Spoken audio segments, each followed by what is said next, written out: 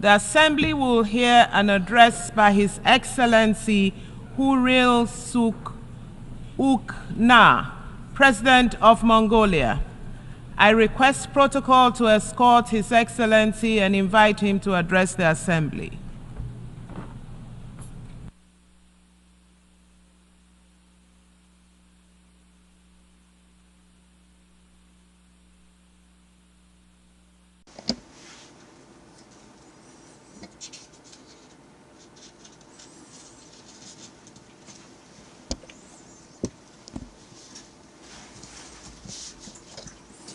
Mr. President, Mr. Secretary General, distinguished delegates, ladies and gentlemen. At the outset, I wish to extend my heartfelt congratulations to Your Excellency, Mr. Philemon Young, President of the 79th session of the UNGA. I wish you every success in your important work during this session. Every time when I participate in the General Assembly, I find great pleasure observing this sculpture entitled Consciousness, created by a renowned Mongolian artist and located in the garden of the UN headquarters. This sculpture inspires deep contemplation, reminding us of our responsibilities, awareness, and dignity in the context of humanity's history and our obligations to future generations. This profoundly meaningful work symbolizes the historic moment when countries around the world embraced the UN 2030 Agenda for Sustainable Development and the Paris Agreement on Climate Change. During my visit this year, the monument stood solemnly, as if urging us to reflect on the goals and commitments we have made for the future generations. Unfortunately, as we approach the time to assess the implementation of these documents, we recognize that our efforts and the progress we have achieved are insufficient. For instance, although we are halfway through the timeline for the 2030 Agenda for Sustainable Development, progress on nearly half of the SDG targets remain inadequate, with 35% showing stagnation. In response, UN Secretary General Antonio Guterres has initiated the Summit for the Future to reassess our realities, revitalize our commitments, and amplify our collective efforts. At the summit held just 2 days ago, we engaged in discussions on policies, objectives, and avenues for cooperation concerning sustainable development, science, technology, innovation, youth, and governance transformation. I'm pleased to note that Mongolia actively participated in the negotiation process for the Pact for the Future, Declaration on Future Generations, and the Global Digital Compact, all of which were discussed and adopted at the summit. The countries of the world, including our own, must work diligently and cooperate to implement these proposed actions. I'm pleased to see that heads of state, government, and their representatives have wholeheartedly supported these commitments and actions, voicing their positions from this esteemed podium. Distinguished delegates, our lives are rapidly evolving and integrated in this age of technological progress and digital advancement. However, tensions, armed conflicts, and wars continue to escalate in many parts of the world, fueled by geopolitical tensions stemming from prejudice, extreme ideologies, mistrust, misunderstanding, and disrespect. Mongolia believes that strengthening multilateral cooperation based on international law and the UN Charter is essential for ensuring international peace and security. Dialogue, mutual understanding, and trust are the foundations for sustainable and peaceful coexistence. To sustain peace, combat climate change, protect public health, reduce economic inequality, and establish justice, the international community must seek optimal solutions and foster innovative cooperation that address the evolving dynamics of our era. This year, presidential and parliamentary elections took place in over 60 countries, with nearly half of the world population exercising their right to vote, making a year of significant choices.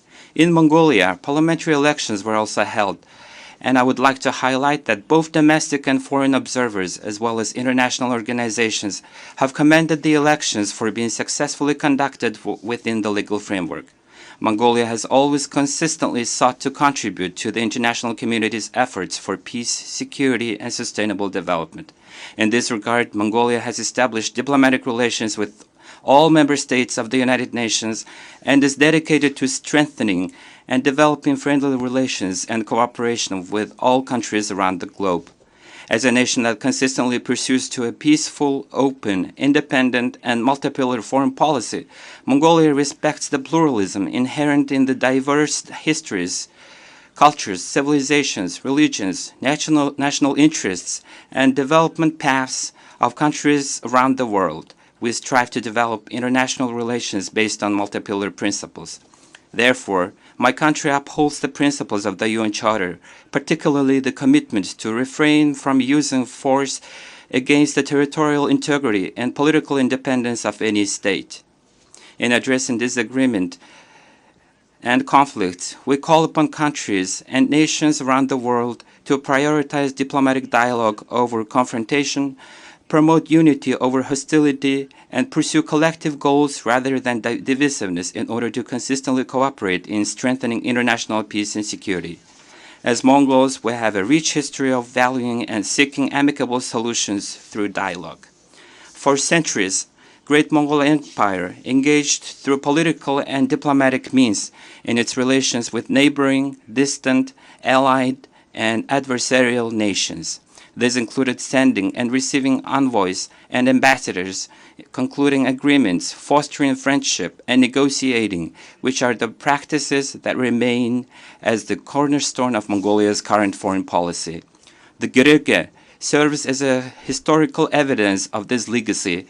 It represents the origins of credentials handed to envoys or modern diplomatic passports, having been used by Mongols since the 13th century in their relationship with other nations.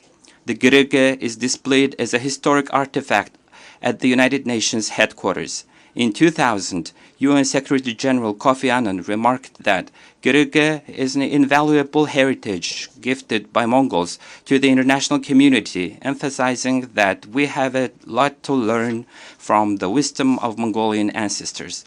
The principles of maintaining peace and harmonious coexistence championed by our ancestors reflects the progressive ideals that underpin our current collective effort to sustain peace and stability. At present, humanity is alarmed by the deepening global geopolitical tensions which ignite the fires of war and heighten the nuclear threat.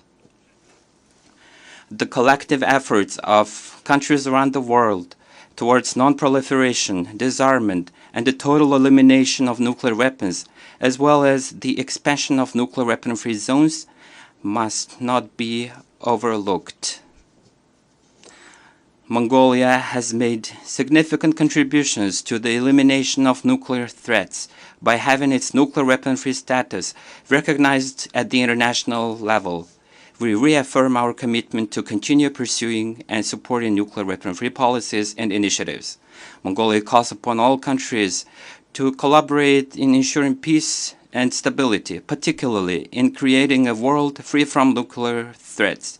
We propose the convening of a special gathering on this issue within the framework of the United Nations. Mr. President, Mongolia deeply appreciates the role of UN peacekeepers, the Blue Helmets, who serve tirelessly and make significant contributions to international peace and security.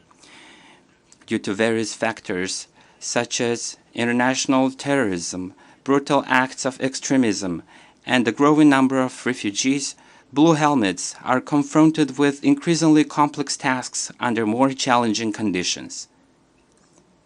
We must not forget that over 4,370 UN peacekeepers, including military, police, and civilian personnel, have lost their lives in the line of duty. Although Mongolia has a relatively small population, over the past 20 years, more than 20,000 peacekeepers have been deployed to hotspots around the world to contribute to peace and security of humanity. In particular, In alignment with the Women, Peace and Security agenda of the UN Security Council, we aim to increase women participation in UN peacekeeping operations. Currently, Mongolian female officers made up to 11% of our peacekeepers. To ensure the competence of our peacekeepers, it is crucial to improve their psychological well-being. Therefore, Mongolia initiated and developed a pilot project for supporting peacekeepers and their families, which was submitted to the UNDPKO. Mr. President and distinguished delegates, in recent years, the rapid development of information and communication technologies has significantly impacted the daily life of our people and is seen as a factor that may fundamentally reshape the development of civilization in the future. In line with these intensive discussions on information and communication technologies and artificial intelligence have arisen in the international fora, and the recently adopted Global Digital Compact is a timely and essential step. Our country aims to keep pace with the development of information technology, placing great importance on UN resolutions, documents, and other international legal frameworks related to this issue, and keenly participating in their discussions. In March of this year, the UN General Assembly adopted a resolution calling on member states to ensure the reliability and security of artificial intelligence for the first time, which is a significant step forward. To accelerate the implementation of the Sustainable Development Goals, countries around the world are focusing on policies that promote economic diversification, energy and digital transitions, reduce the negative impacts of climate change, enhance adaptive capacity, and increase access to essential social services, particularly in education and health, while also prioritizing employment and food security. On the other hand, global debt accumulation has reached unprecedented levels, with debt service payments in developing countries exceeding the amounts borrowed, further constraining the budgetary space needed to implement sustainable development goals. Mongolia fully supports the international community's efforts to not only ensure debt sustainability, but also fundamentally reform the international financial architecture under the initiative outlined in the UNSG's report, Our Common Agenda. Distinguished delegates, in the early years of the 21st century, ideological conflicts that divide the world became history, while traditional military threats receded and non-traditional threats such as climate change, pandemics, terrorism, cybercrime, and refugees gained increasing attention. However, this situation has changed drastically in the recent years, with traditional threats resurfacing and negatively impacting international security and sustainable development. In other words, the overlap and expanding scope of traditional and non-traditional threats requires countries around the world to pay special attention and strengthen their collaborative efforts. In particular, global warming and climate change have transcended natural and economic boundaries, exacerbating sensitive social issues and disputes over resources and triggering migration that bring numerous direct and indirect dangers and risks. If this situation continues, humanity will face not just a choice between development or stagnation, but rather a choice between existence and non-existence. Therefore, we must carefully assess the situation and recognize the need for smart solutions based on the advancement of our era, as well as implementation of new technologies, and share good practices while collaborating to overcome challenges posed by climate change. As descendants of nomads, we, Mongols, have preserved and honored our unique cultural heritage and traditions to this day. The origin of our nomadic civilization is, in fact, the philosophy of green development, which emphasizes caring for and protecting nature while responsibly utilizing its benefits. This indicates that we have substantial traditional wisdom and initiatives regarding the future of green development, thus in line with the goals of the Sustainable Development, as well as Vision 2050 long-term development policy of Mongolia has successfully been implementing national movements and programs such as Billion Trees, Food Security and Safety, Healthy Mongolia, and Digital Mongolia. These initiatives represent our contributions at both international and regional levels in achieving the Sustainable Development Goals. I'm also pleased to announce that Mongolia is actively working to implement the resolution adopted by the UNGA, declaring the 2026 as the International Year of Rangelands and Pastoralists. Furthermore, we are also preparing to host the 17th conference of the parties to the United Nations Convention to Combat Desertification in Ulaanbaatar in 2026. I'm confident that the international community and member states will support and collaborate with us in these efforts. Mr. President, Mongolia, as a landlocked country with its unique location on the Central Asian Plateau and extreme weather conditions, has consistently paid particular attention to the issues of countries in similar special situations. We have already collaborated with them to safeguard our interests and make tangible contributions to amplify our voices on the global stage. Mongolia and Austria co-chaired the preparatory committee for the third United Nations Conference on LLDCs for 2023-2024 and successfully facilitated discussions on the draft outcome document among member states.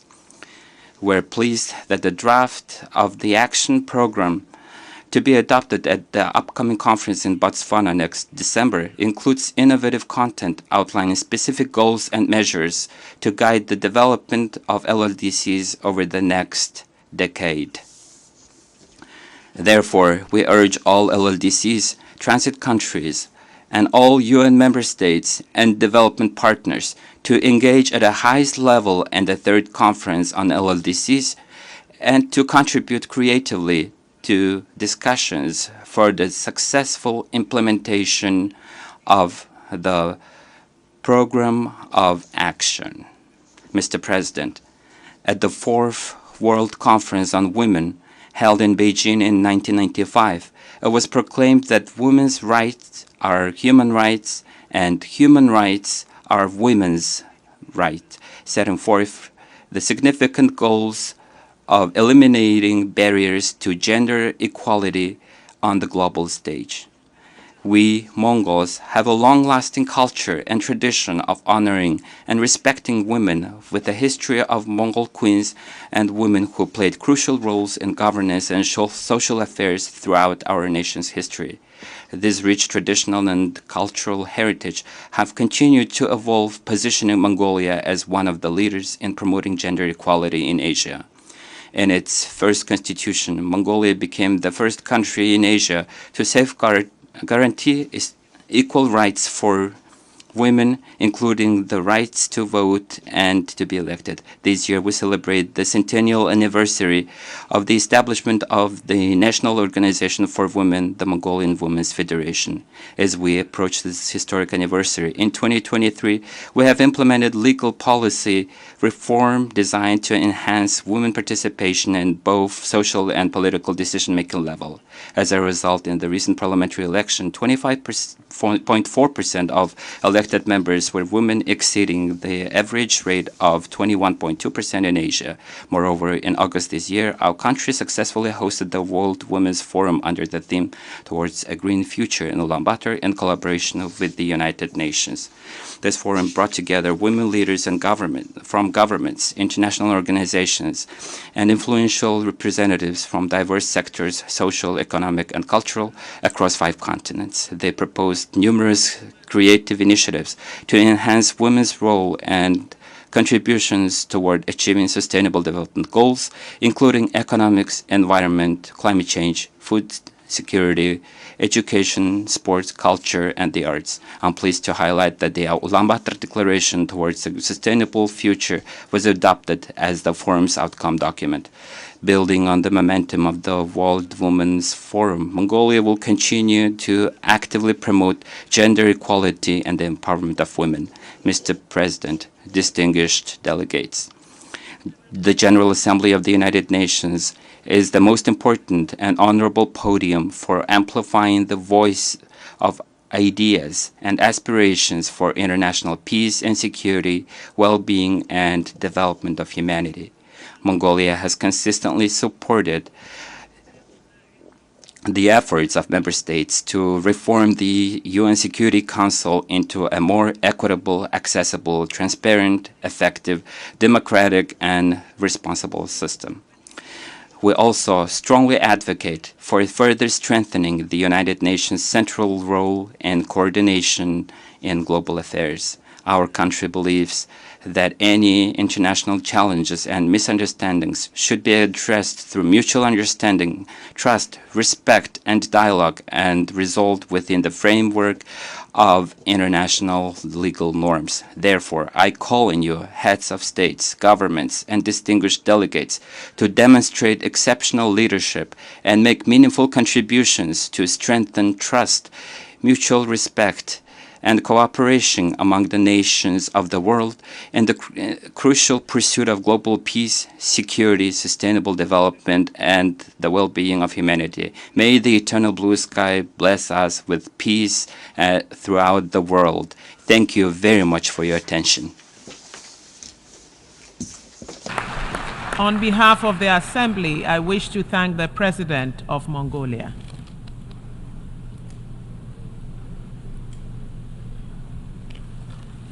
The Assembly will hear an address by His Excellency Wavel Ramkalawan, President of the Republic of Seychelles. I request protocol to escort His Excellency and invite him to address the Assembly.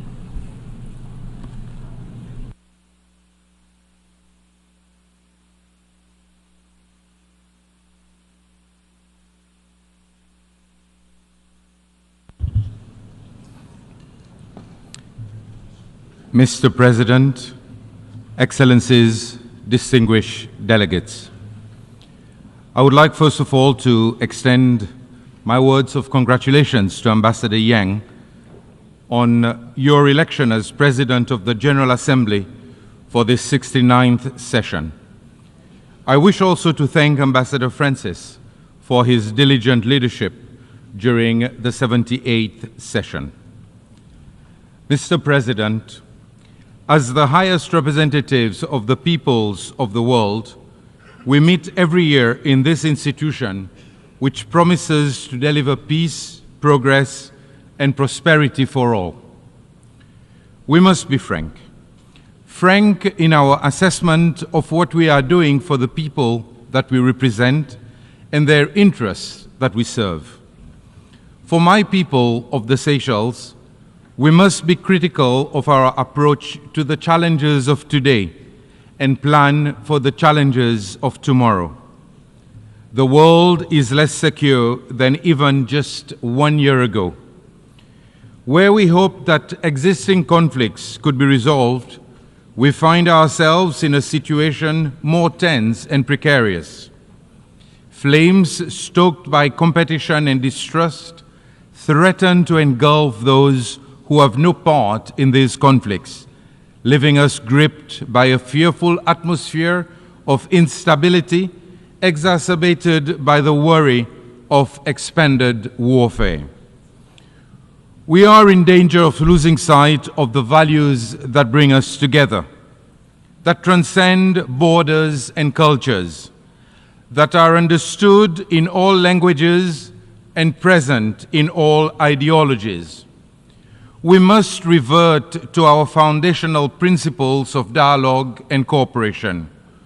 Without a stable foundation, we cannot build our vision of a peaceful, prosperous, and sustainable world. Our focus is diverted from the challenges requiring our urgent and undivided attention, challenges affecting the core of people's lives and equally requiring solutions with people at their center.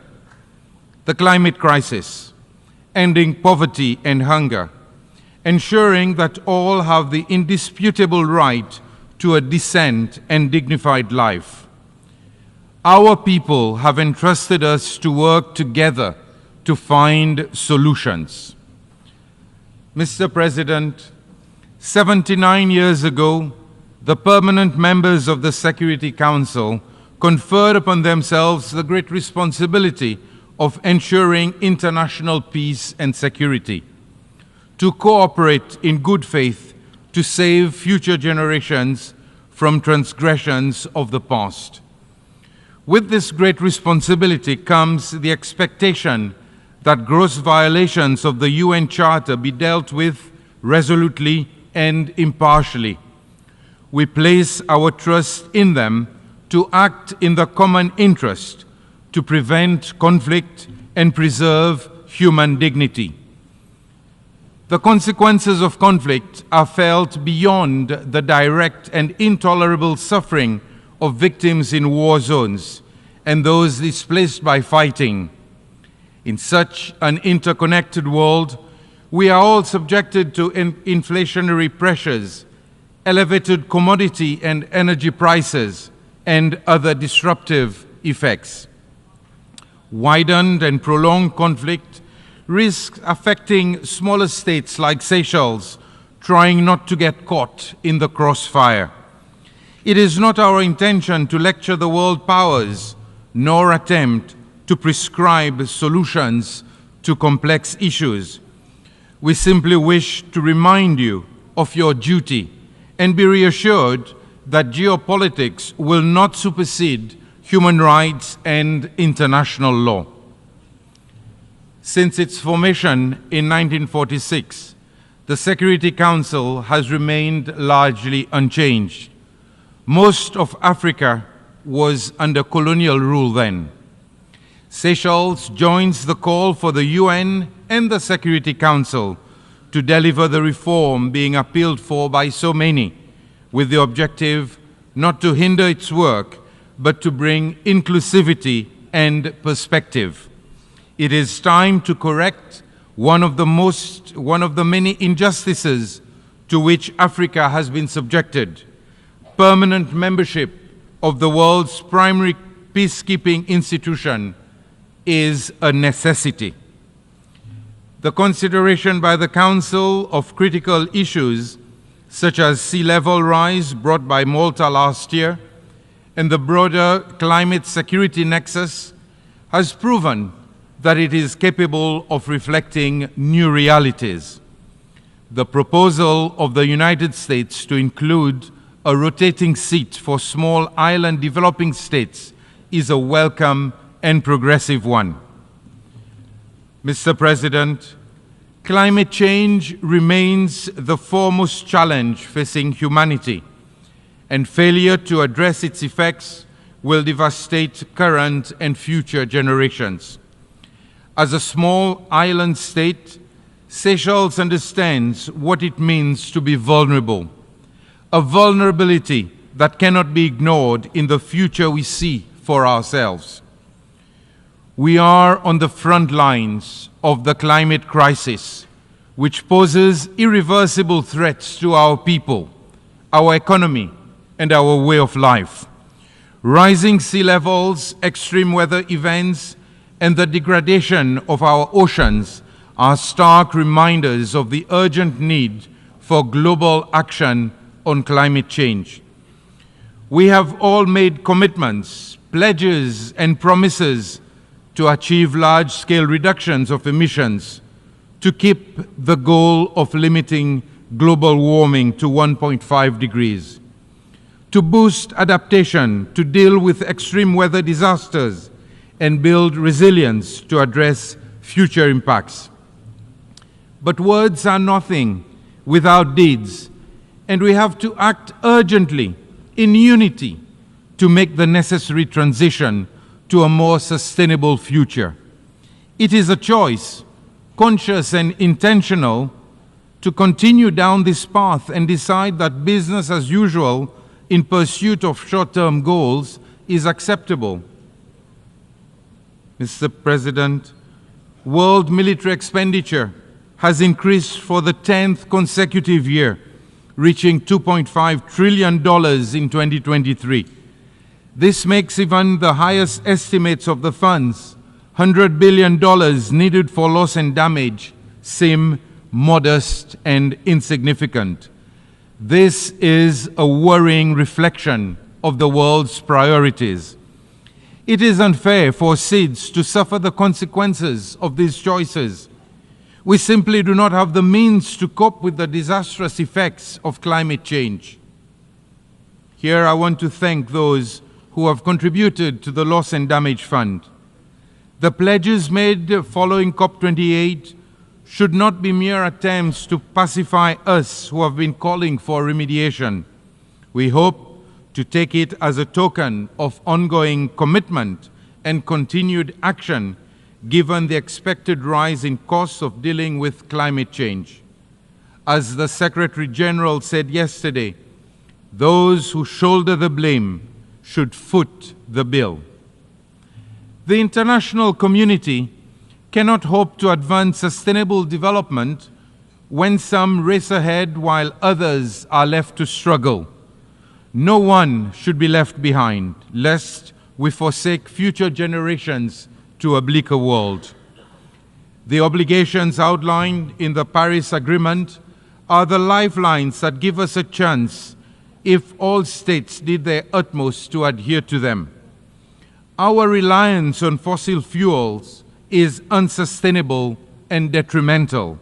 We must accelerate energy transition towards renewables and mobilize investment in the technology and infrastructure to give us any prospect of real energy security.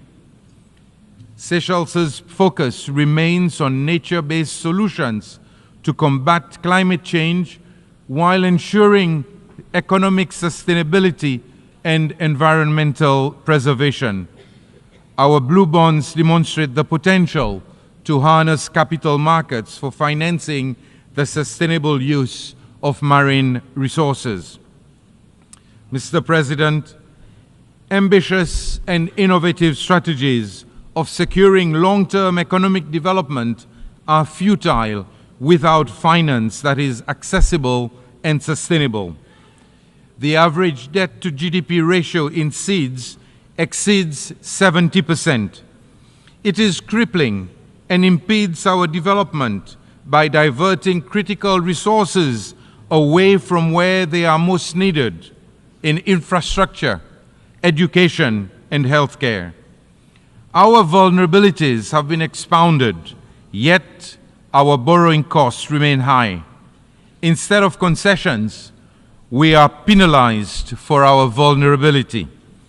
It is time to move beyond discussion and implement real reforms in the international financial system to address the preclusion of some vulnerable countries, regardless of income status, from opportunities to meet development needs.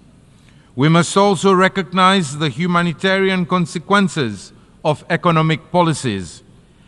Our work in the multilateral system is undermined by unilateral coercive measures that are intended to leave economies crippled and governments unable to advance dignity for their own people.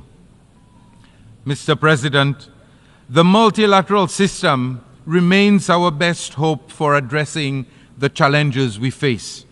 As a small state, Seychelles believes in the United Nations, for we fear of a reality with no alternative.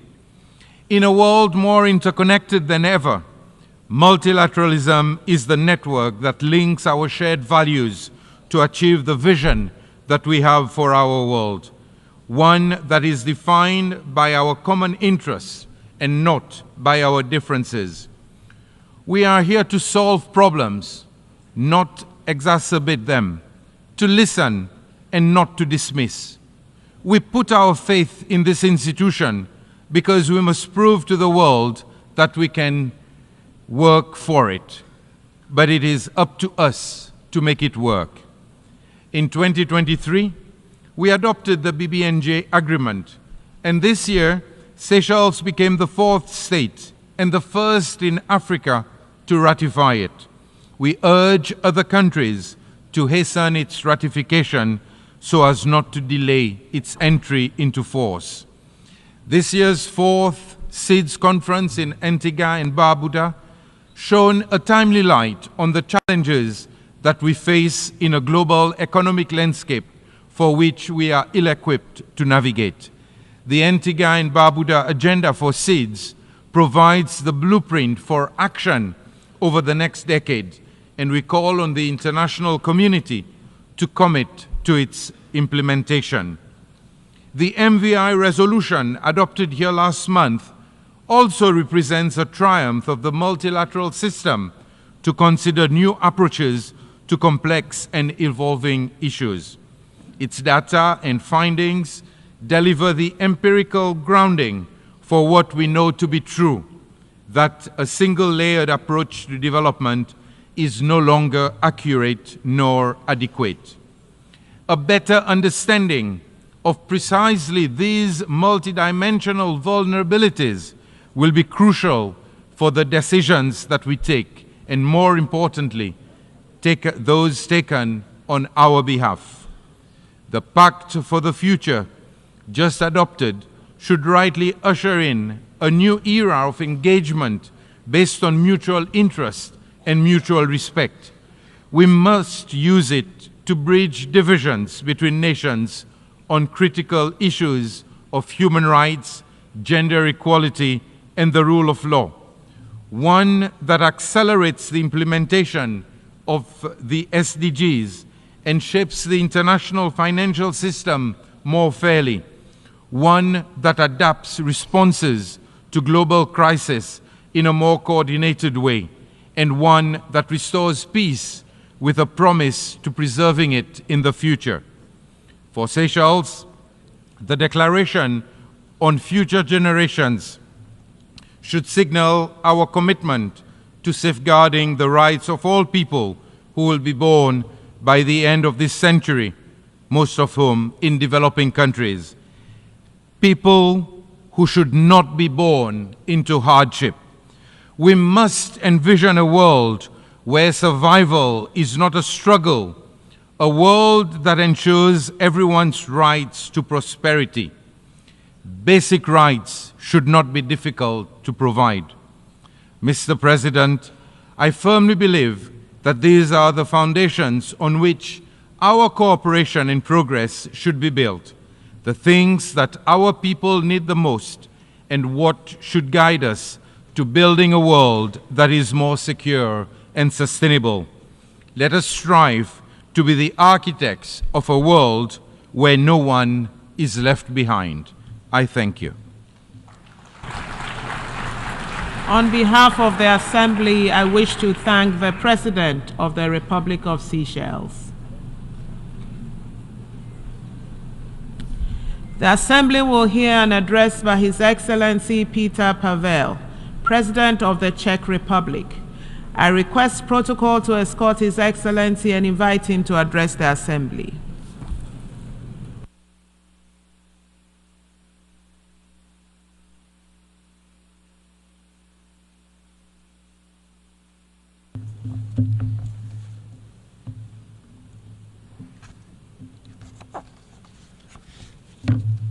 Madam President, Excellencies, ladies and gentlemen, it is a true honor for me to address you today. Much to my regret, since the last time we met here 1 year ago, the world has not become any safer. On the contrary. To start with, let me recall that the United Nations was created to save humanity from the scourge of war and destruction, and to promote peace, justice, and better quality of life for all humankind. Together, we have managed to build a global system of rules and cooperation with the ambition to advance security and human rights instead of conflict and suffering. Fostering economic development instead of overlooking mass destruction. Aligned around the UN Charter, we have subscribed not to repeat the mistakes and disasters of the past. Unfortunately, we still do.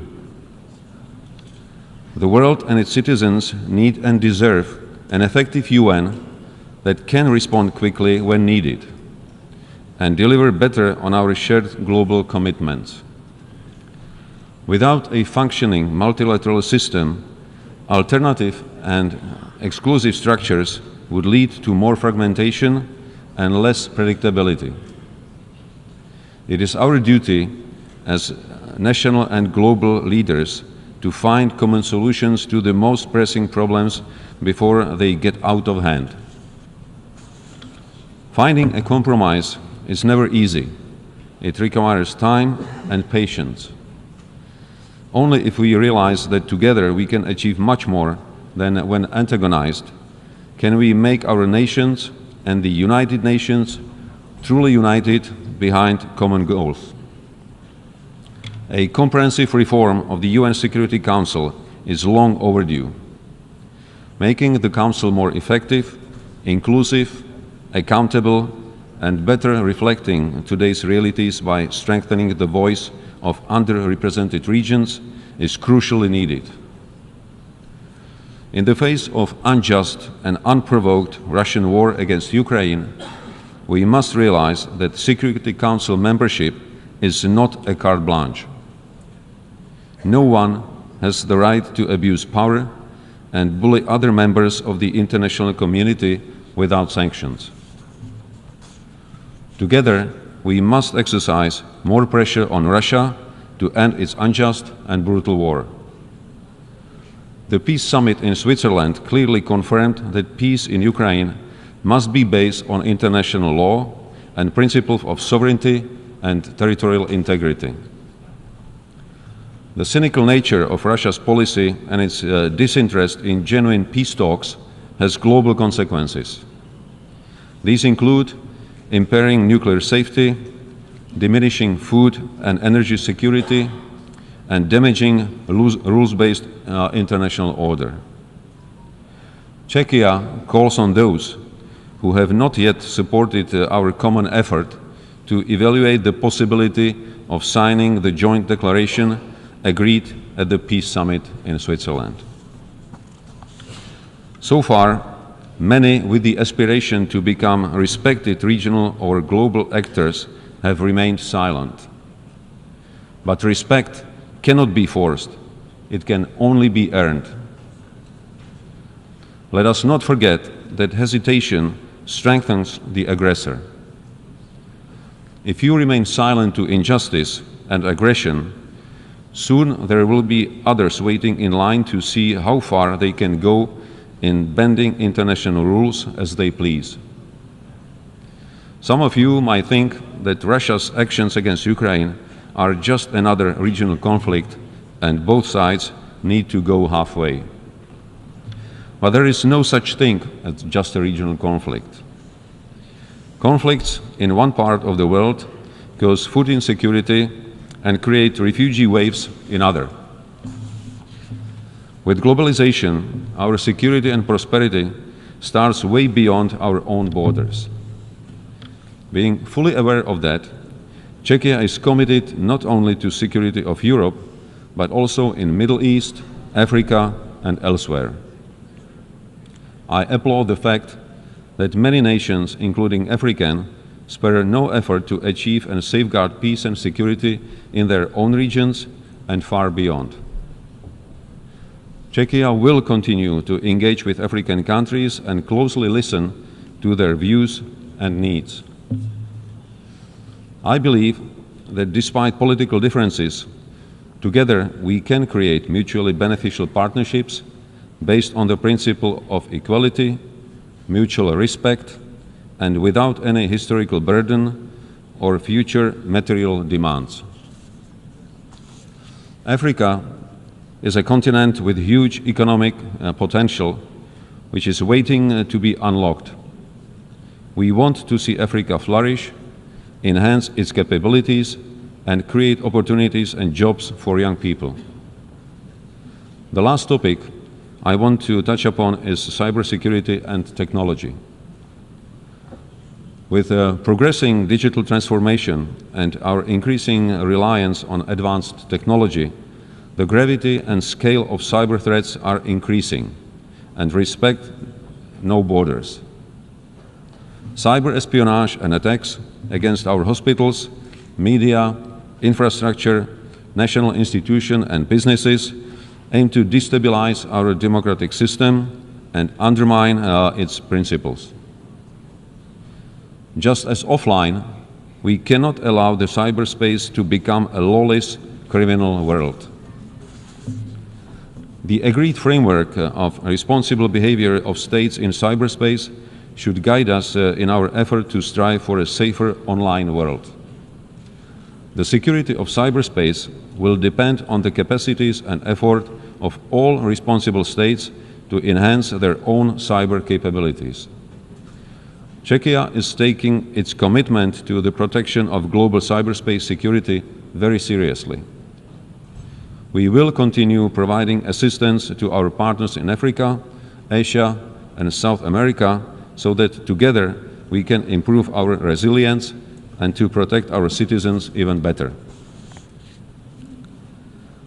Foreign interference and disinformation continue to present a challenge with a serious impact on democracy, security, and the rules-based international order. With rapid development of new technologies, protection and promotion of human rights continue to be vital for our societies. Emerging technologies will have an undisputable influence on the nature of our future conflicts, but also on peace. It is our duty to ensure that innovations, including artificial intelligence, autonomous systems, biotech, or quantum computing, fully conform to our ethical and human rights standards. Last year, Czechia, together with Mexico, the Maldives, the Netherlands, and South Africa, submitted a resolution on human rights in the context of digital technologies. Furthermore, last month, during the GlobeSec Security Forum, I sat down with top managers of global tech companies at the Prague Geotech Summit.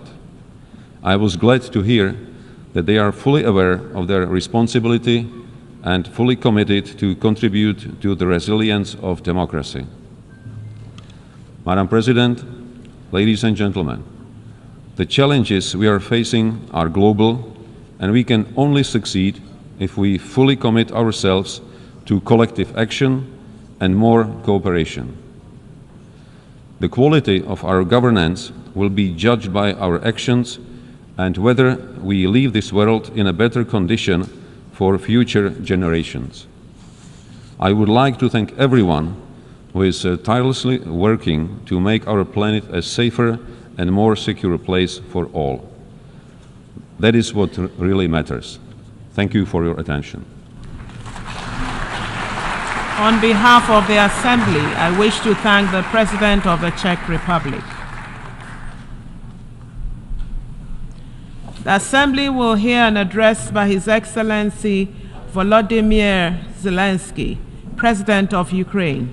I request protocol to escort His Excellency and invite him to address the Assembly.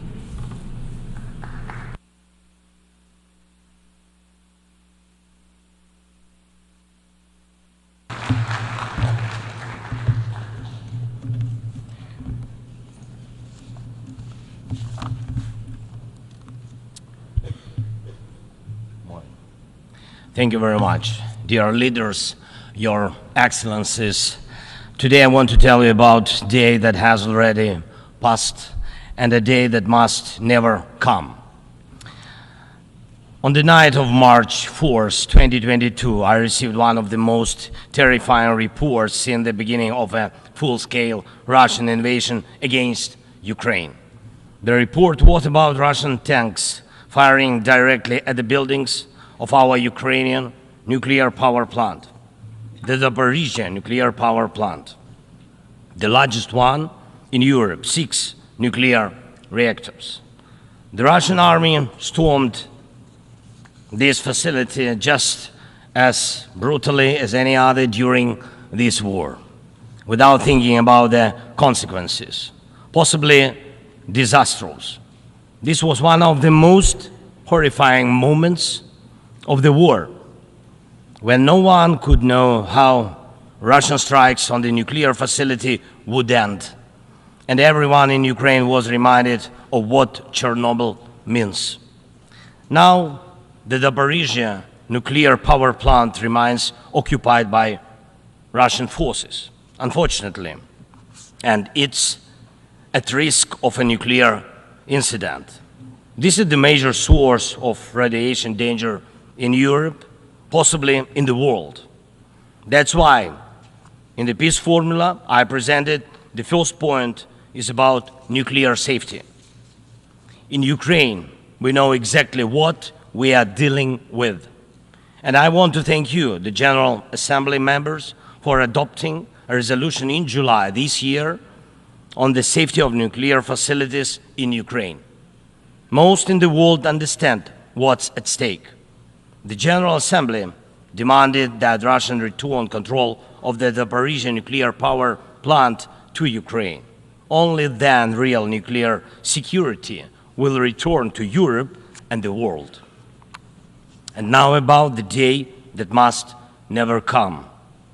Since Russia can't defeat our people's resistance on the battlefield, Putin is looking for other ways to break the Ukrainian spirit. One of his methods is targeting our energy infrastructure. And these are deliberate Russian attacks on our power plants and the entire energy grid. As of today, Russia has destroyed all our thermal power plants and a large part of our hydroelectric capacity.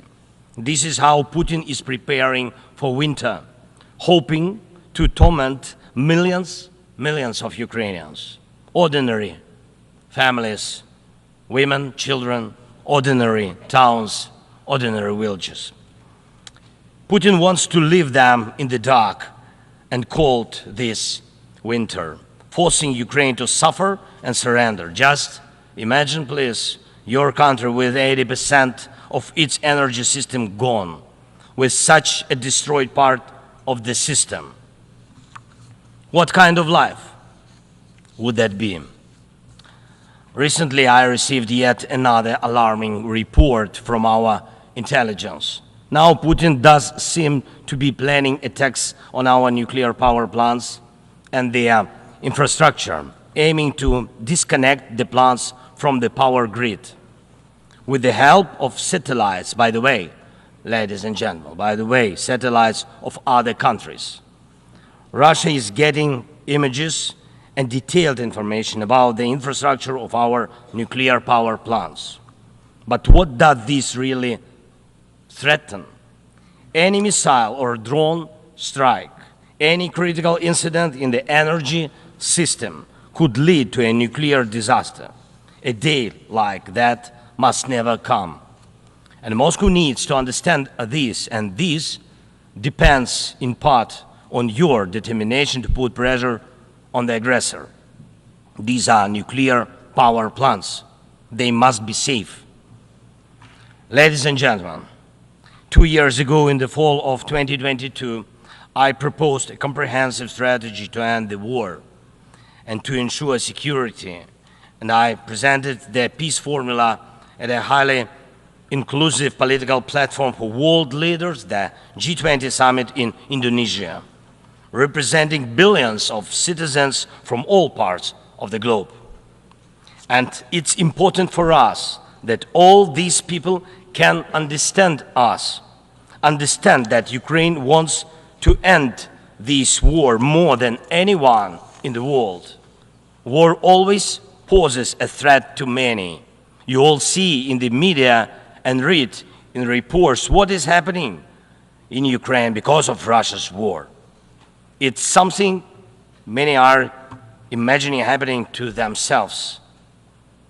And yes, the smoke from fires in war-torn cities can reach other countries. And if, God forbid, Russia causes a nuclear disaster at one of our nuclear power plants, radiation will not respect state borders.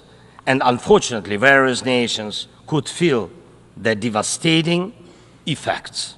Many are concerned, but the deepest understanding of war is always found in the home it destroys. It's the Ukrainian people who feel the full pain of this war. It's Ukrainian children who are learning to distinguish the sounds of different types of artillery and drones because of Russia's war. It's our people who are forcefully separated by occupation because Putin decided he could do whatever he wants. It's our heroic soldiers who are giving their lives to defend our country from invaders trying to steal our land. That's why we say, rightfully so, there can be no just peace without Ukraine. And I thank every leader, every country that supports us in this, that understands us, that sees how Russia, a country more than 20 times larger than Ukraine in territory, still wants even more land, which is insane, and is seizing it day by day while wanting to destroy its neighbor. And Russia found very special bodies for that. North Korea and Iran, telling choice of friends. And now every neighbor of Russia in Europe and Central Asia feels that the war could come to them as well, and just think what kind of losses that would mean for the world. And I thank nearly 100 nations and international organizations that have supported the peace formula. It's truly a global community: Africa, Asia, Europe, Latin America, North America, the Pacific region, all united by the peace formula. And I am glad that the first peace summit was so reminding of the UN General Assembly. Everyone was equal. All nations that participated in the peace summit, large and small, no veto right, no blocking authority, those that have been independent for ages and those that have only recently gained independence, those that have gone through wars themselves, and those accustomed to peace, all were equal. That is what Russia hates the most and cannot control. That's why Russia says the peace formula doesn't suit it. Here at the UN, I've already met with leaders from India, Guatemala, Japan and Italy, Turkey and Finland, Canada, Paraguay, Slovenia, Germany and others, and my meetings will continue. These are different, absolutely, parts of the world and various political waves of life, but they share the same understanding. Peace is needed, and it must be a real, just peace. Unfortunately, at the UN, it's impossible to truly and fairly resolve matters of war and peace because too much depends in the Security Council on the veto power. When the aggressor exercises veto power, the UN is powerless to stop the war, but the peace formula can. Once again, there is no veto power in it. That's why it's the best opportunity for peace. Everyone is equal, and it's effective and comprehensive. When some propose alternatives, half-hearted settlement plans, so-called sets of principles, it not only ignores the interests and suffering of Ukrainians, who are affected by the war the most. It not only ignores reality, but also gives Putin the political space to continue the war and pressure the world to bring more nations under control. Any parallel or alternative attempts to seek peace are, in fact, efforts to achieve a lull instead of an end to the war. As a global initiative, the peace formula has already existed for 2 years, and maybe somebody wants a Nobel Prize for their political biography for frozen truths instead of real peace, but the only prizes Putin will give you in return are more suffering and disasters. We must restore nuclear safety. Energy must stop being used as a weapon. We must ensure food security. We need to bring home all our captured soldiers and civilians forcibly deported to Russia. We must uphold the UN Charter and guarantee our right, Ukraine's right to territorial integrity and sovereignty, just as we do for any other nation. We need to withdraw the Russian occupiers, which will bring an end to the hostilities in Ukraine, and we must hold those responsible for war crimes accountable. We need to prevent ecocide and stop the destruction of nature caused by the war. And we must not allow a second or third phase of this Russian invasion. And we need to make it clear the war is over. This is the peace formula. What part of this could be unacceptable to anyone who upholds the UN Charter? If someone in the world seeks alternatives to any of these points or tries to ignore any of them, it likely means they themselves want to do a part of what Putin is doing. The point they ignore reveals the desire they are hiding. And when the Chinese-Brazilian duo tries to grow into a choir of voices, with someone in Europe, with someone in Africa saying something alternative to a full and just peace, the question arises, what is the true interest? Everyone must understand you will not boost your power at Ukraine's expense. And the world has already been through colonial wars and conspiracies of great powers at the expense of those who are smaller. Every country, including China, Brazil, European nations, African nations, Middle East, all understand why this must remain in the past. And Ukrainians will never accept why anyone in the world believes that such a brutal colonial past, which suits no one today, can be imposed on Ukraine now instead of a normal, peaceful life. I want peace for my people, real peace and just peace. And I'm asking for your support from all nations of the world. We do not divide the world. I ask the same of you, do not divide the world. Be united nations. And that will bring us peace. Thank you. Slava Ukraini. On behalf of the Assembly, I wish to thank the President of Ukraine.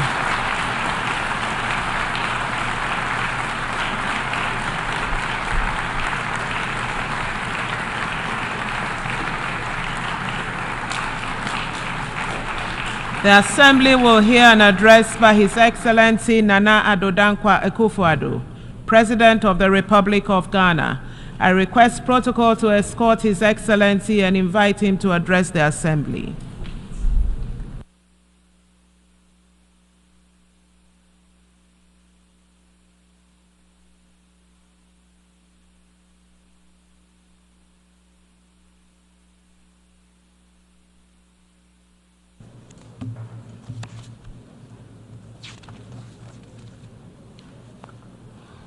Madam President, Excellencies, ladies and gentlemen, I cannot help but reflect on the significance of this moment, as this will be my final opportunity to address the United Nations General Assembly as I enter the closing months of my presidency. Over the past 8 years, I've had the privilege of speaking on several variations of the essential themes that quite properly dominate the deliberations of this global assembly: the condition of humanity and the state of the planet. Serving the people of Ghana, and by extension those of West Africa, Africa, and the world, has truly been the greatest blessing of my life. Indeed, being here this morning fills me with both pride and humility. Pride in the limited progress we have made together as nations, and humility in recognizing the challenges that still remain. My time as president has been deeply fulfilling, and I'm profoundly grateful for the trust placed in me by my fellow Ghanaians. It has been an honor to serve them and to contribute to advancing peace, security, and development on the global stage. Mr. President, Madam President, I'm here with a heart full of hope, yet mindful of the great challenges that still confront us. As President of the Republic of Ghana and as a citizen of the world, I'm acutely aware of the shared responsibility we carry. Our work here is nothing less than shaping the future of humanity, a future that will affect generations long after we are gone. Leaving no one behind, acting together for the advancement of peace, sustainable development, and human dignity for present and future generations, reminds us that the decisions we take here will define whether we rise to meet the hopes of billions or continue to let inequalities and injustice persist. We owe it to those who look to this body for leadership to act and not just to talk. The world we live in today is a stark, unfortunate contrast of privilege and hardship. For too long, the voices of those marginalized, those left behind, have been drowned out. They constitute the bulk of humanity. These are the voices of the poor, the displaced, the vulnerable. We cannot, in good conscience, leave them behind. They should be at the center of our discussions and our decisions. Africa, in particular, knows the cost of being left out. Yes, we're a continent rich in potential and resilient in the face of adversity, but we have also been disadvantaged by a global system that has generally treated us as an afterthought. We've been viewed merely as passive recipients of aid rather than as equal partners in global progress. The well-meaning promises of assistance have failed to materialize to bring about the long-term change we so passionately need. Such aid as is offered often comes with strings attached, limiting our ability to shape our own futures. Africa is not a continent of despair. She's full of great possibilities. She's required, however, to chart a new course of development.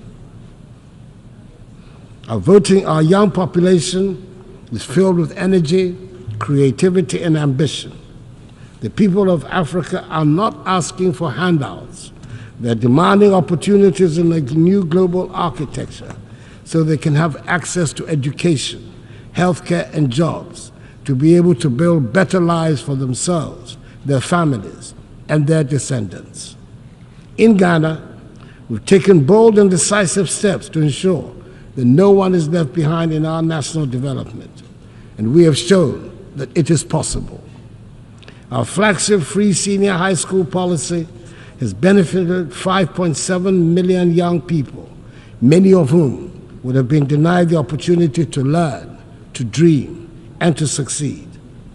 This initiative has transformed the lives of millions, positioning the next generation of Ghanaians to take their place as leaders in the global economy.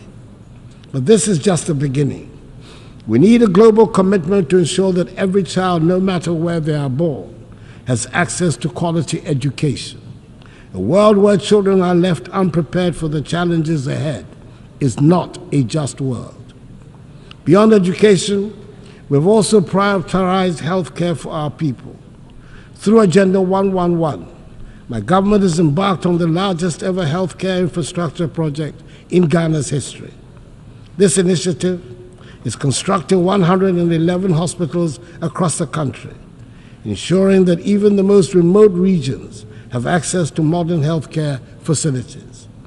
This is part of our broader goal of ensuring that no one in Ghana is left without the basic right to health.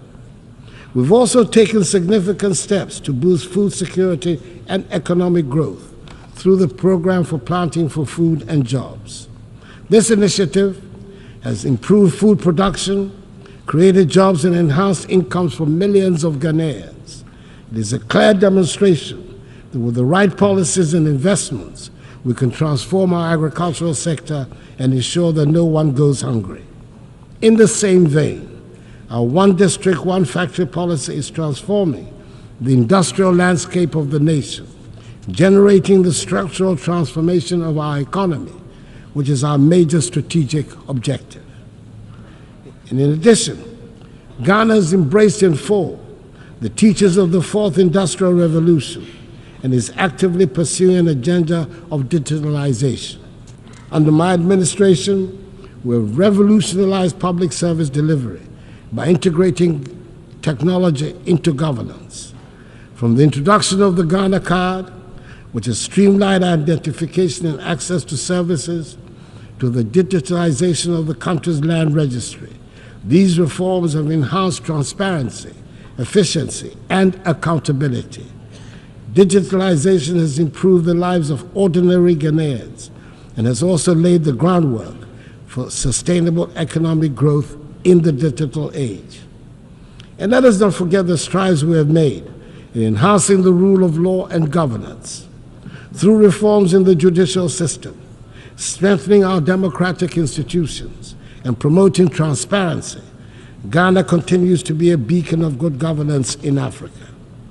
We have enacted laws and implemented policies that uphold the principles of accountability and ensure that every Ghanaian, regardless of their background, is protected by the rule of law.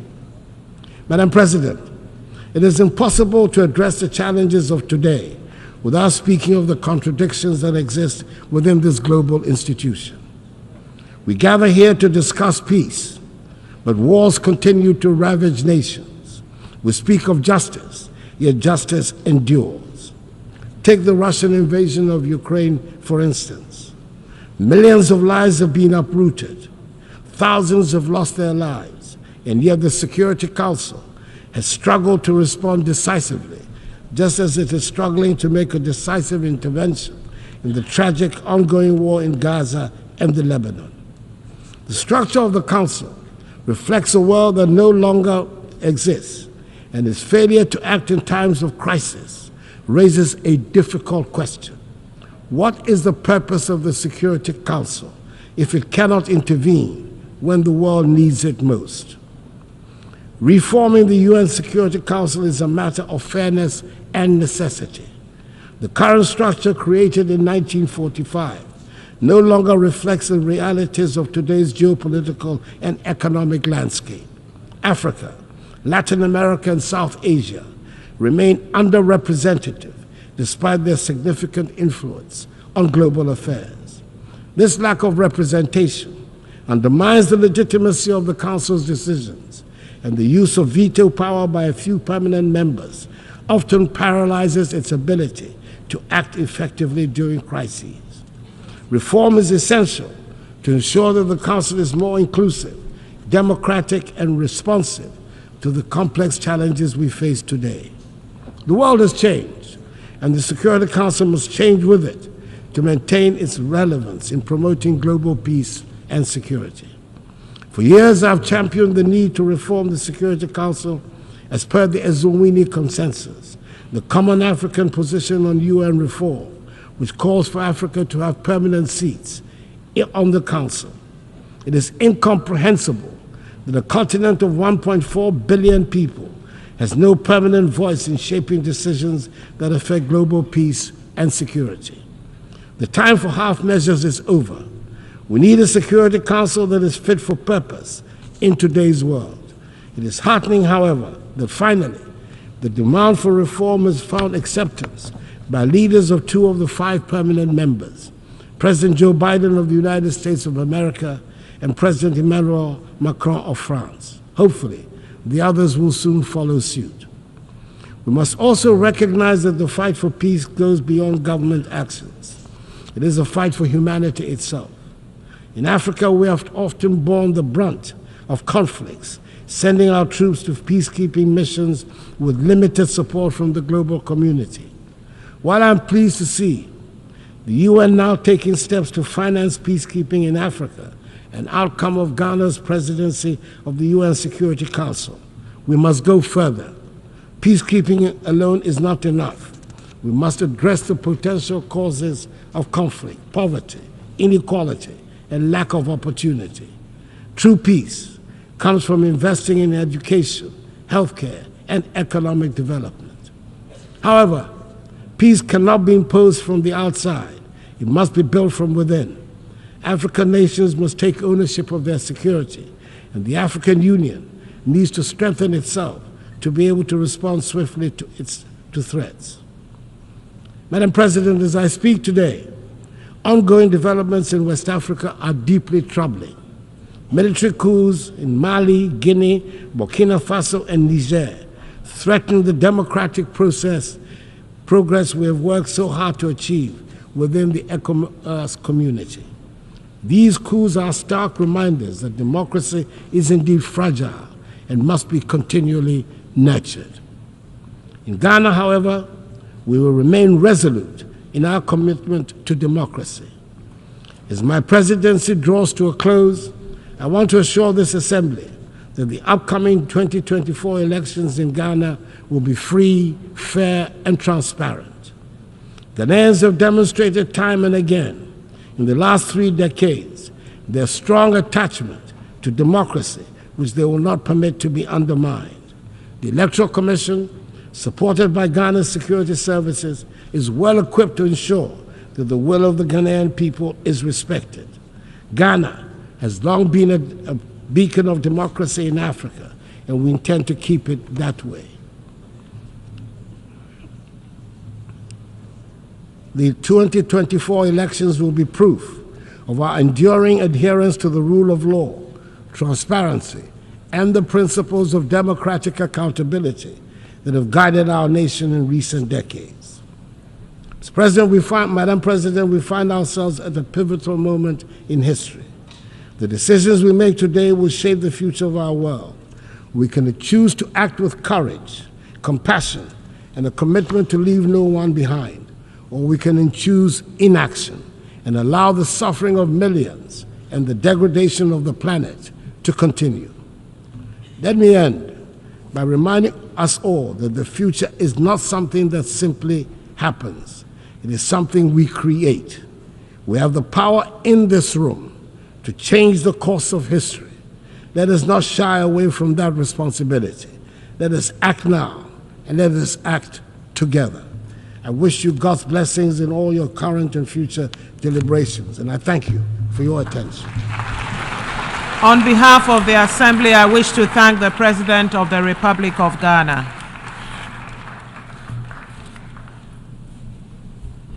The Assembly will hear an address by His Excellency Rumen Radev, President of the Republic of Bulgaria.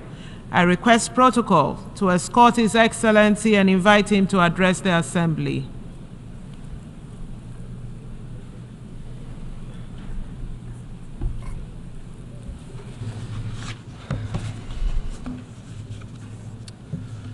Excellencies, ladies and gentlemen, allow me at the outset to congratulate His Excellency Philemon Yang for his elections as the President of the 79th UN General Assembly session.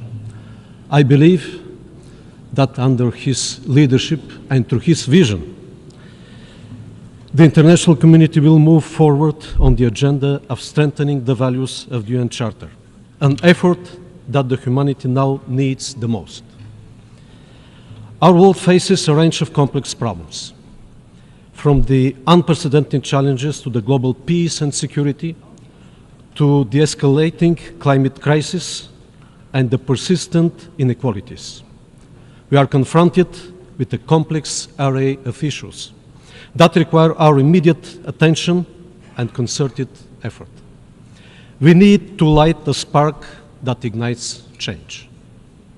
With this in mind, my country approaches the 79th session of the UN General Assembly with renewed determination to promote multilateral and workable solutions achieved through negotiations and based on the UN Charter. We must follow the path for the sake of the survival of humankind and the future generations. Taking this into consideration, we praise the Pact of the Future as a move towards a vital transformation. it becomes increasingly clear that our success hinges on a firm commitment to upholding multilateralism and the respect for international law, which are the cornerstones of our global order. This order that has been forged in UN by you and your predecessors is now under severe threat. Bulgaria has been always committed to the values of multilateralism and will continue to be, using the accumulated experience from the successful Bulgarian presidency of the UN Economic and Social Council and our current mandate as a constructive member of the Human Rights Council. Excellencies, in 2015, all UN member states adopted with unanimity 17 Sustainable Development Goals, providing a shared blueprint for peace and prosperity for the whole planet. Nowadays, they remain more than ever topical and requiring full mobilization of international efforts. However, we must admit that the sheer deterioration of the international peace and security environment in the last years is threatening the fulfillment of our Sustainable Development Agenda, undermining the rules-based international order. Restoring and preserving the peace must not be seen but as the ultimate goal of the international community and is a basic prerequisite for the SDGs fulfillment. It has been 2.5 years since the Russian Federation unleashed a full-scale invasion of Ukraine. From the very beginning, Bulgaria strongly condemns this war, which led to hundreds of thousands of victims, enormous suffering, and destruction. Every single day of this war increases the risk of escalation in intensity and geographical scope, posing a substantial threat to the global peace and security. The side effects of the war are already gravely affecting the economies and social systems of many countries worldwide. That is why the international community should seek ways that lead to de-escalation and dialogue. We should support every diplomatic effort that pursues comprehensive, just, and lasting peace in Ukraine, in conformity with the United Nations Charter and the international law. Since the last year UN General Debate, we have witnessed a significant increase in instability across the Middle East. The conflict between Israel and Hamas after the Hamas brutal attack on Israel triggered a major deterioration of the security in the region with global projections. We must not forget the consequences which followed: tens of thousands dead and injured civilians in Gaza, the total destruction of vital infrastructure, and mass displacement of people. We call for immediate ceasefire, free access of humanitarian convoys, as well as release of all hostages held by Hamas. We are also deeply concerned about the recent development in Lebanon, bringing a qualitative, new and dangerous dimension in the conflict and increasing the risk of its regional enlargement. We call for refraining from use of force, for wisdom and de-escalation. The spiral of violence and the human suffering must come to an end. The only way to achieve sustainable and lasting peace in this region with its very fragile security landscape is the two-state solution. Amid the ongoing destabilization around different regions, the collective global goal for a world without nuclear threat remains more critical than ever. In line with the new agenda for peace, Bulgaria will maintain its commitment to uphold, protect, and strengthen the multilateral framework for disarmament, non-proliferation, and arms control. We remain dedicated to the universalization and full implementation of the Nuclear Non-Proliferation Treaty, recognizing it as the cornerstone of the global nuclear non-proliferation regime, which serves as the essential foundation for pursuing nuclear disarmament and plays a crucial role in the development of nuclear energy for peaceful purposes. As we address these challenges, prioritizing regional stability becomes vital. My country actively engages in political dialogue with Southeast European countries, driven by the conviction that the region's security, stability, and prosperity are crucial for the broader regional and international resilience. Bulgaria is a strong supporter of the European path of the Western Balkan countries. Our main priorities vis-à-vis the region are fostering good neighborliness, improving connectivity, protection of human rights, and combating ethnic discrimination. However, a serious challenge on this path are the new outbursts of incitements of hatred. Fighting and curbing the aggressive nationalistic rhetoric all over the region and concentrating on positive agenda on strengthening multi-ethnic societies and the rights of the constituent communities will prevent the evocation of the reminiscence of the troubled past of the region. Ladies and gentlemen, progress on achieving the Sustainable Development Goals is the greatest investment for the benefit of the present and future generations. Bulgaria keeps on contributing actively to this common effort through the steady implementation of the National Development Programme Bulgarian 2030 and of sustainable projects for development cooperation with partner countries, through supporting projects in education, healthcare, public infrastructure and services, as well as renewable energy solutions.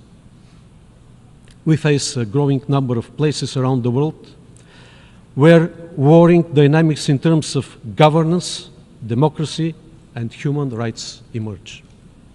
As a present member of the Human Rights Council, we reaffirm our commitment to this noble cause.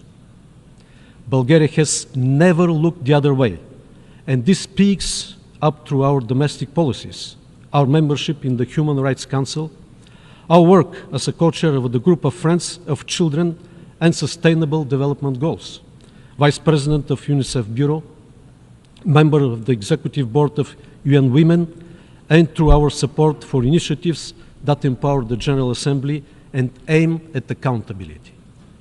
Our advocacy for meaningful participation of civil society, youth and women in decision-making process across the United Nations system and domestically have already yielded results, and our youth delegate program inspires more young people to choose the path of active citizens. Bulgaria advocates for a human rights-based approach to sustainable development and looks forward to the inclusion of all stakeholders at the upcoming World Social Summit. Excellencies, we have focused on the peace among nations, but it is equally important to reconcile with the nature. Climate change is a threat multiplier for the implementation of all Sustainable Development Goals. We urge enhanced action based on the global stocktake, more ambitious climate objectives, including the new finance goal at the 29th session of the United Nations Climate Change Conference. Earlier this year, Bulgaria hosted the 61st session of the Intergovernmental Panel on Climate Change, which gave impetus to the panel's 7th assessment cycle, including the production of the special report on climate change and cities. Through various panel events, we were able to invigorate the science and science discussion, paying due attention to the climate risks in the Black Sea region, as well as to the urban environment, the role of cities, and the need to adapt to changing climate. Another challenge that brings a lot of opportunities as well is the need for an effective digital governance based on a multi-stakeholder and inclusive approach, aiming for a human-centric digital transformation and a safe and open digital future. In light of growing challenges to the principles of international law and the rules-based order established by the United Nations Charter, Bulgaria remains committed to strengthening the effectiveness and accountability of the United Nations Security Council. We support efforts to enhance transparency and accountability within this body, co-sponsoring the key UN General Assembly resolution on veto use.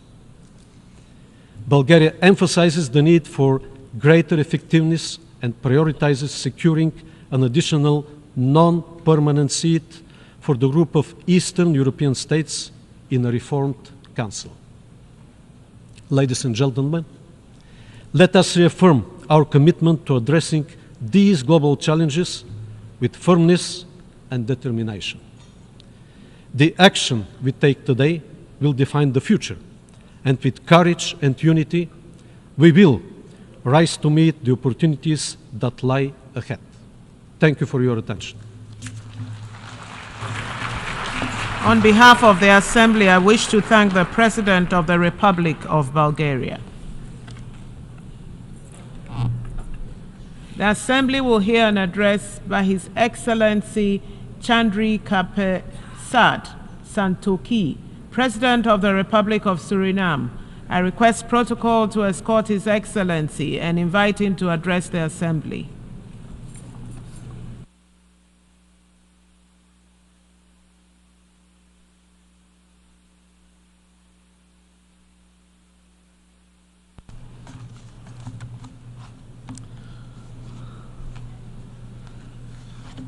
Madam President, Excellencies, Heads of Delegations, ladies and gentlemen, good morning. Madam President, this General Assembly is of historic significance as we embark on a process of recalibrating international relations and establishing a more effective multilateral framework. I therefore extend my heartfelt congratulations to the President on his election to preside over this esteemed body, and allow me to congratulate the outgoing Chair of Trinidad and Tobago on a job well done under difficult circumstances. Madam President, this organization was founded after two devastating world wars. Its original purpose remains relevant today to save current and future generations from the disastrous consequences of wars and armed conflicts and foster peace and political stability for sustained prosperity for all. We, however, observe instead that the world is marked by a complex political and security crisis, weakening our global multilateral framework of collective solidarity, international law, and respect for humanitarian law. The conflicts that divide us are not isolated incidents. They are symptoms of deeper systemic challenges, rising inequality, environmental degradation, and breakdown of global trust. The time has come to dare to make bold decisions, revisit our global governance architecture, and to recommit to the original goals of the United Nations.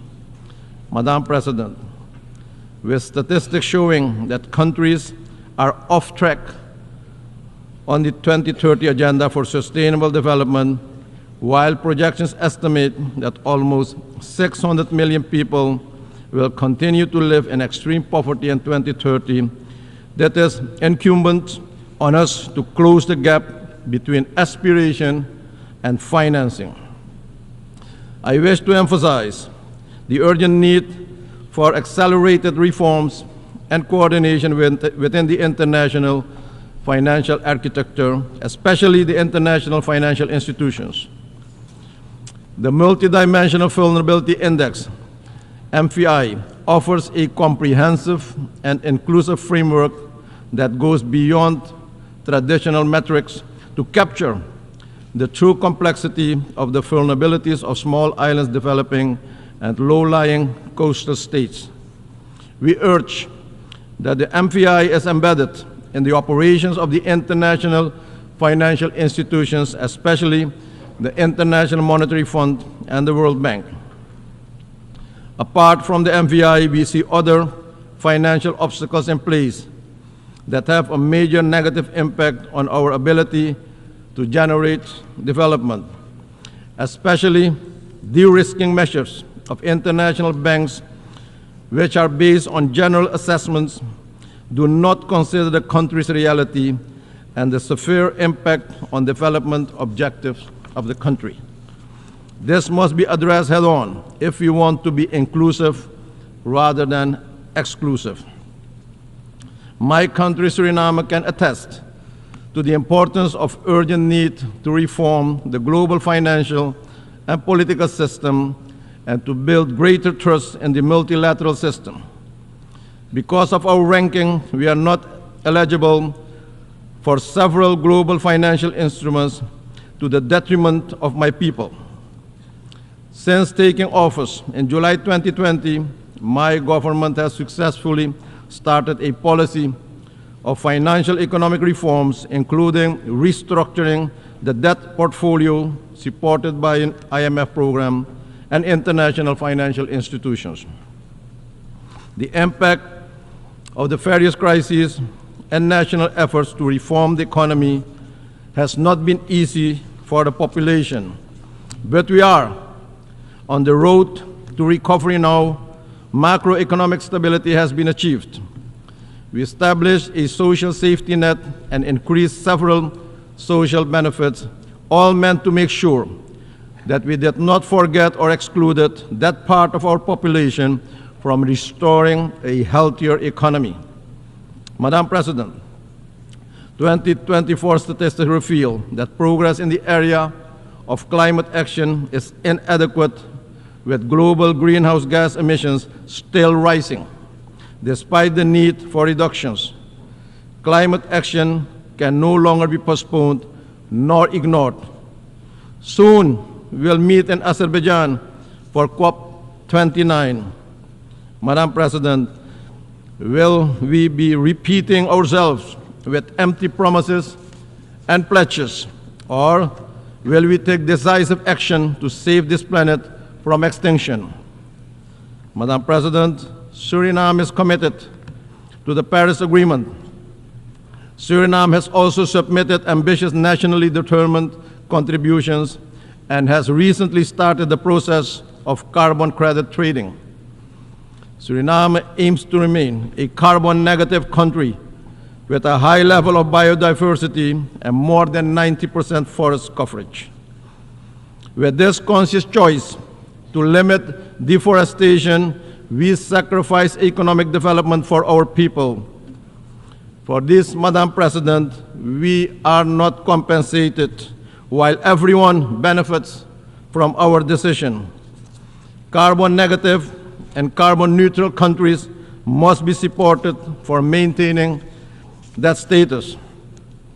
We are in favor of a just transition to a carbon-less economy for the coming decades, but we also expect to be allowed to develop our natural resources in an environmentally friendly and balanced manner in compliance with the international standards and practices.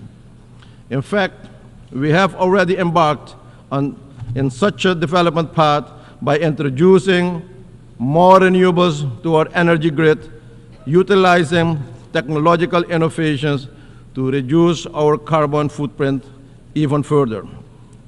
Madam President, Suriname has had, over the past 100 years, industrial development of bauxite industry, onshore oil production, gold production, as well as agriculture production and other industries.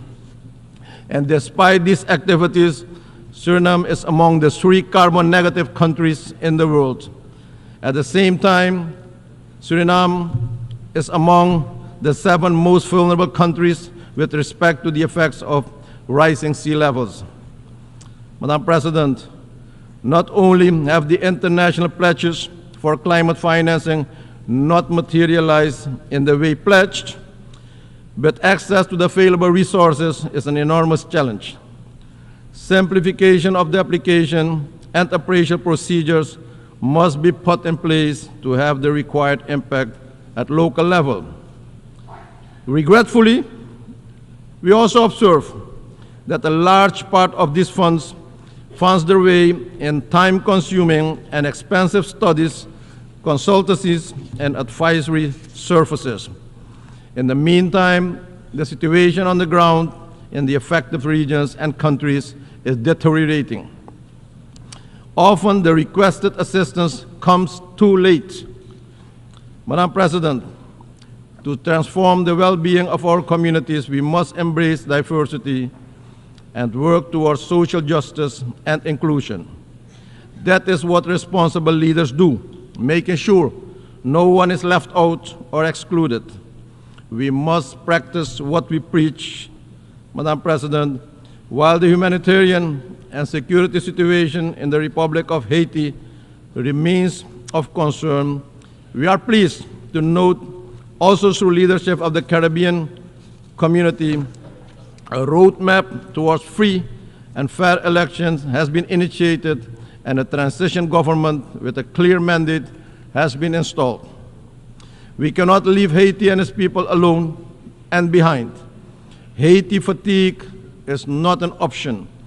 We urge the international community to financially and technically support Haiti on its path forward. Suriname will contribute to the MSS with security personnel and remains committed to assist in whatever way we can. We urge and call for a more effective, coordinated, and coherent approach and the transparent sharing of information regarding the different initiatives to serve more effectively the objectives of facilitating peace, security, and prosperity in Haiti and the Haitian people. Madam President, leaving no one behind should also include lifting the long-standing economic embargo against Cuba and its people. Adopting the Pact of the Future represents an opportunity to redirect a new path for humanity to address current challenges while laying the groundwork for sustainable solutions. We need to foster collaboration and strengthen partnership to address the long-term global issues as climate change, social inequality, and access to affordable health care and quality education for all. Small nations need the support for digital transformation, providing the tools and capacity building initiatives needed to fully integrate into the global digital economy. We must, Madam President, utilize technology in a positive and constructive manner to facilitate financial inclusion for all, access to general education and skills training, but also telemedicine and treatment, as well as instant government services. Madam President, 2024 marks the 5th time for me to address the General Assembly. In 2020, I made my maiden address virtually through the optimal use of modern technology. At that time, I remarked that multilateralism came under attack on several occasions. And 4 years onwards, we still have a long way to go. We must work collectively and with a sense of urgency and positive attitudes towards a renewed commitment to a multilateral framework that is more inclusive, more equitable, more accountable, with the ultimate goal to create a better, safer, and more productive planet for our people now and in the future. In conclusion, Madam President, the theme, Leave No One Behind, is a call to action, but is also a challenge. For smaller countries like Suriname, the global system often continues exclusion, sometimes in new version and new style. As we continue our renewed commitment to building a more just, inclusive, and equitable international system where accountability is important, and together, Madam President, we must ensure We must ensure that no nation, no community, no individual, no woman, and no children is excluded or left behind from the promise of peace, prosperity, and dignity. Let's live up to the spirit of one for all and all for one. I thank you, and may God bless you all. On behalf of the Assembly, I wish to thank the President of the Republic of Suriname. The Assembly will hear an address by His Excellency Nikos Christodoulidis, President of the Republic of Cyprus. I request protocol to escort His Excellency and invite him to address the Assembly.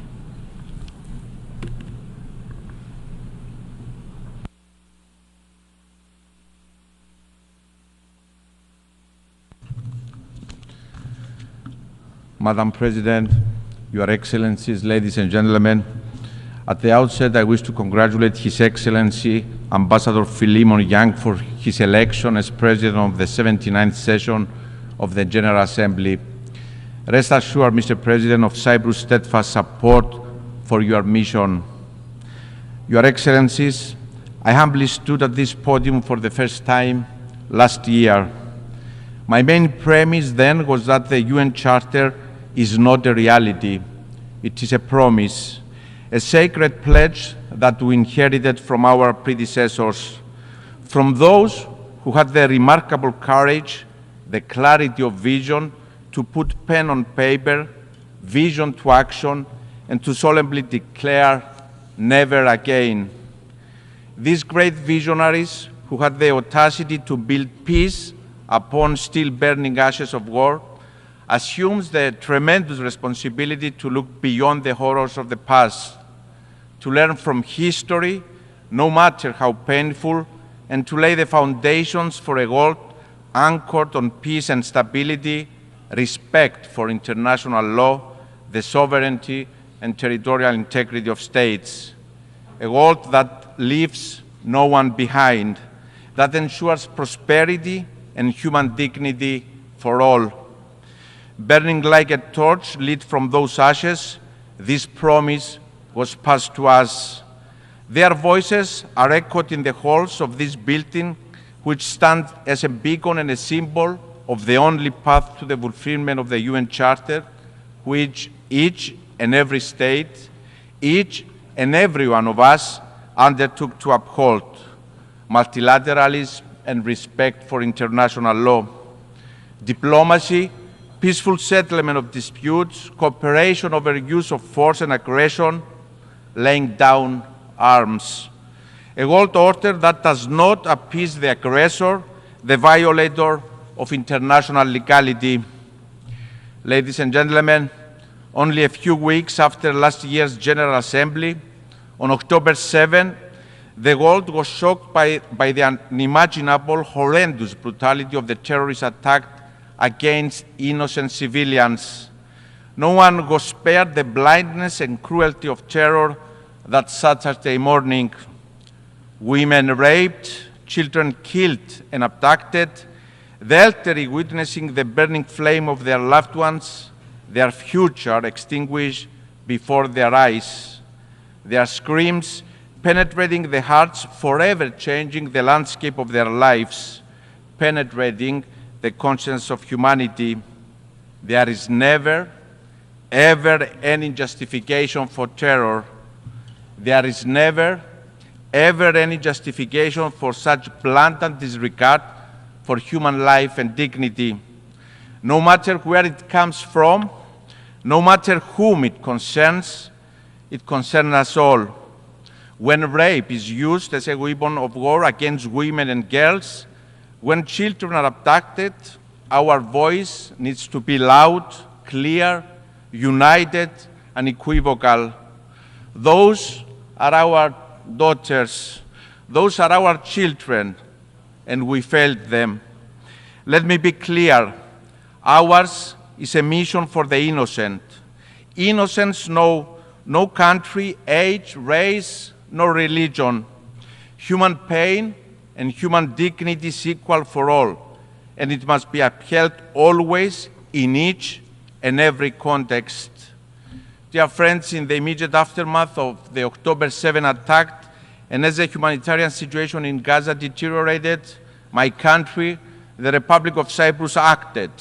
We acted on our moral responsibility to help the innocent civilians of Gaza, men, women, children, suffering abhorrent conditions no human should ever endure. As a country that is an integral part of the region, Cyprus built on the long-standing bonds of friendship and trust with our neighbors. Fulfilling our duty as an anchor of stability in the turbulent sea, as the European Union's lighthouse in the Eastern Mediterranean, we delivered the Amalthea Maritime Corridor to the international community, a lifeline of hope and humanity. The Cyprus Humanitarian Corridor is a manifestation of the spirit and the letter of the UN Charter, cooperation and multilateralism. It aptly demonstrates the power of diplomacy, one of our most powerful tools. Cyprus worked closely with regional and international partners, with the United Arab Emirates, the United States, with the concrete support of the European Union, the United Nations, united by a shared vision. These guiding principles are the beacon of our engagement in international relations, the power of diplomacy as a force for good. We have consistently manifested this commitment and will continue to do so. Cyprus has acted time and time again as a regional evacuation hub at time of crisis, a safe bridge, a safe haven for civilians. Dear friends, the Palestinian children that have been orphaned, forced to live in tents with no access to the most basic items of existence, food, shelter, education, safety, are also our children. No child should ever endure such nightmare. They didn't cause this war. They do not deserve it. They suffer in silence. Their cries are haunting our conscience. We have also failed them. The situation in Gaza is a desperate cry for us to act decisively. We must do all that is in our power. We must act as leaders, as states, as international and regional organizations. My country has emphatically stressed the need for the respect of international humanitarian law, the protection of civilians, the rapid, safe, and unhindered flow of humanitarian aid into Gaza, for the immediate and unconditional release of all hostages. This war must end now. The suffering must stop now. We have also consistently underlined and acted on the imperative of avoiding further escalation and destabilization in our region, and of the vital importance of preventing regional escalation. We are deeply alarmed by the recent developments in our neighboring Lebanon and stress the need for restraint. A step back must be taken from the brink. Excellencies, the wider region of the Eastern Mediterranean and the greater Middle East, our neighborhood, is no doubt a turbulent region faced with a multitude of complex challenges. And yet, this neighborhood is so much more than the prevailing narrative. I will never accept the linear narrative of a region in turmoil. It is a narrative that ignores the complexities, but also the immense promise of the region and its people, the dynamics of opportunity and change that are unfolding. I have seen this journey closely, witnessing the full cooperation in the region, experience firsthand what countries of the region can achieve when they come together behind a common vision for the future, committed to multilateralism, always in respect of international legality. And I'm convinced that the Eastern Mediterranean and the wider Middle East can move decisively beyond the prevailing narrative of being a region in turmoil and become a hub of stability, peace, and cooperation. For the region to fulfill its promise, there has to be a path for lasting peace. There is an urgent need to reinvigorate the Middle East peace process and reach a political settlement in line with the relevant UN Security Council resolutions. There is no other path to walk. Out of tragedy and suffering of the last year, let us exert every effort to ensure there is lifeline to peace. There are no shortcuts, no alternatives or substitutes to a lasting peace. There are no frozen conflicts. The vacuum created in the absence of a viable peace becomes a breeding ground for crisis and conflict. We can never be complacent. This is a painful lesson recent history teaches us over and over again. The Russian invasion of Ukraine, a sovereign nation, came as yet another stark reminder of what is at stake if we don't defend and uphold the principles enshrined in the UN Charter. Cyprus strongly condemns any breach of international peace and security effected through military action by any state against the independence, sovereignty, and territorial integrity of another state. My country has stood in an unwavering manner since the first day of the Russian invasion on the right side of the history. Cyprus, my country, itself a victim of invasion and continuing occupation, has steadfastly supported the unity, territorial integrity, and sovereignty of Ukraine. Madam President, Your Excellencies, the torch for peace in Cyprus awaits to be lit. This year, on July 20th, we mourned 50 years since the Turkish invasion of Cyprus. Through use of force, Turkey occupies a sovereign European state. It violates the sovereignty and territorial integrity of an EU member state.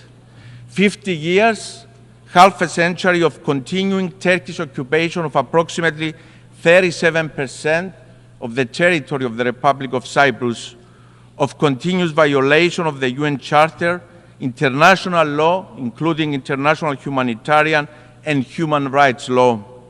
50 years that the displaced stoically await to return to their ancestral homes. 50 years that the mothers of the missing stoically await the remains of their loved ones to lay them to rest in peace. Half a century of blatant disregard of UN Security Council resolutions, resolutions that have also called for the return of the fenced town of Varosha to its lawful inhabitants and its transfer to the administration of the UN. And yet, 50 years of resilience and hope by Cypriots, hope for peace, a burning desire and a deep belief by my people, by all Cypriots, that this cannot be the future of Cyprus. It cannot be the future of our children and of the generations to come. They deserve to live, to thrive in coexistence and co-creation in a reunified country in conditions of viable peace. I'm often asked, dear friends, if I'm optimistic about peace in Cyprus after 50 years. Let me recall the words of Jean Monnet, one of the inspired founders of the European Union, when he proclaimed that this is not the time for blind optimism or paralyzing pessimism. Now is the time to be determined. And so the answer is that I'm determined to work tirelessly and bravely for peace in Cyprus, to reunify my country and its people in a modern, viable European state with no troops of occupation, no foreign guarantees. I'm determined to provide for all Cypriots all rights and fundamental freedoms that other Europeans enjoy. They deserve nothing less. I'm determined not to fail them. To my Turkish Cypriot and Greek Cypriot compatriots, I hear your call for peace. It has not faded over time. It has grown louder, more determined. We look to the UN Secretary General, who understands the imperative of reunification, to fulfill the promise of peace, to deliver on the pledge of the UN Charter. I'm determined to continue exerting all efforts to resume negotiations for a viable solution to the Cyprus issue with the only framework, the relevant UN Security Council resolutions that call for a bizonal, bicommunal federation with political equality as defined by the relevant UN Security Council resolutions and fully in line with EU law, values and principles. Your Excellencies, since the last time I stood before you in this hall, we have exerted every effort to resume the peace process. There is no alternative to the path of peace. I'm committed and I'm ready to sit at the negotiating table today, not tomorrow, today. I have clarity of vision for the future of my country, for the future of our children in a unified, prosperous, viable European state. To Mr. Erdogan, history will judge us, and history is unforgiving in the light it casts on leaders who have an opportunity to deliver peace and instead choose the path of revisionism and disregard for international law. Those who want to lead must lead by example. The voice of morality, Mr. Erdogan, cannot have selective historical amnesia or selective sensitivity to violations to international law. The aggressor, the violator of international law, cannot be the advocate of legality nor point the finger to others. On this podium yesterday, we heard Mr. Erdogan call for the disregard of the UN Charter, the violation of the UN Security Council resolutions and international law, including the UN Convention on the Law of the Sea. And my response, the response of the international community, is clear. Illegality stemming from invasion, aggression, and use of force cannot be recognized. International law is not a la carte. Its interpretation does not change depending on who is the violator. It applies equally to all contexts, to all countries. It applies to Turkey, a country that 50 years ago used force in violation of the UN Charter, invaded the sovereign state, and is an occupation force in Cyprus. It is an affront to this plenary to name an invasion a peace operation. Revisionists cannot change reality, not now, not ever. To Mr. Erdogan, I also say now is the time to deliver on your proclaimed commitment to international law and to peace. No country that believes in the moral superiority of its position refuses to sit on the negotiating table. I adamantly believe that we can carve a new path, one of peace, cooperation, and collaboration. We cannot change geography. It is an opportunity, not a curse. Turkey and Cyprus will always remain neighbors. Let us change the narrative. Let us transform our proximity into a promise.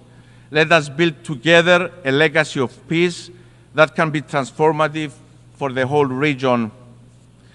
Ladies and gentlemen, in our common agenda, the Secretary General remarked that humanity faces a stark and urgent choice, and break down or break through.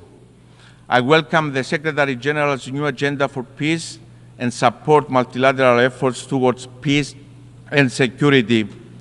Collective action is urgently needed to address the changing nature of conflicts, including challenges posed by new technologies, the climate emergency, rising inequalities, and backtracking on human rights. Halfway to the deadline, it is alarming that our world is off track to achieve the 2030 Agenda for Sustainable Development. Despite some glimmers of hope, action, transformative solutions, and comprehensive reforms are urgently needed. The agendas and resolutions are in place. We don't need more words. We need action. Human rights constitute the backbone of the multilateral system, and it is a top priority for Cyprus foreign policy. guided by our long-lasting commitment to promoting, protecting, and fulfilling all human rights, as well as advancing and strengthening international human rights within the United Nations, Cyprus has announced its first ever candidacy for the Human Rights Council for the period 2025-27, with elections taking place this fall.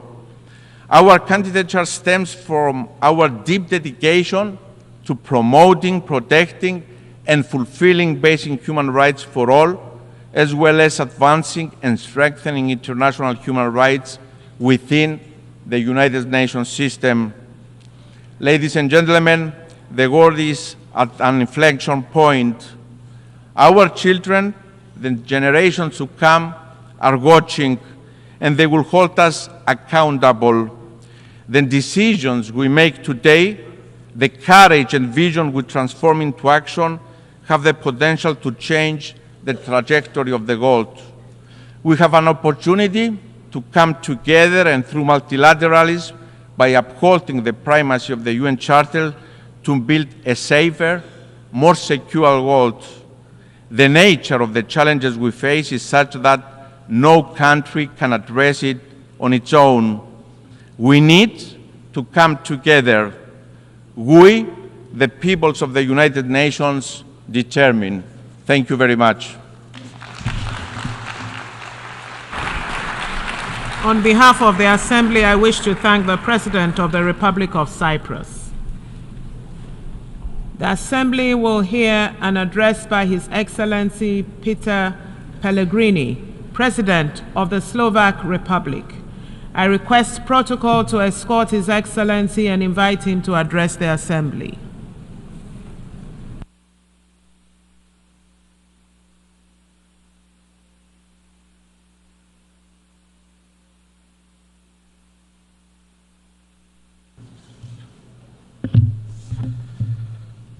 Madam President, Excellencies, ladies and gentlemen, it is an honor and privilege to address you from this place.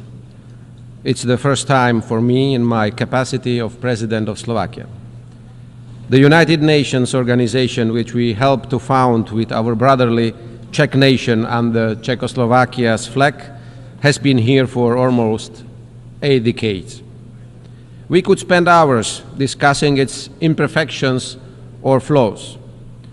We have a legitimate right to ask how the UN delivers on its core mission, and that is maintaining peace, guaranteeing international law, and protecting human rights.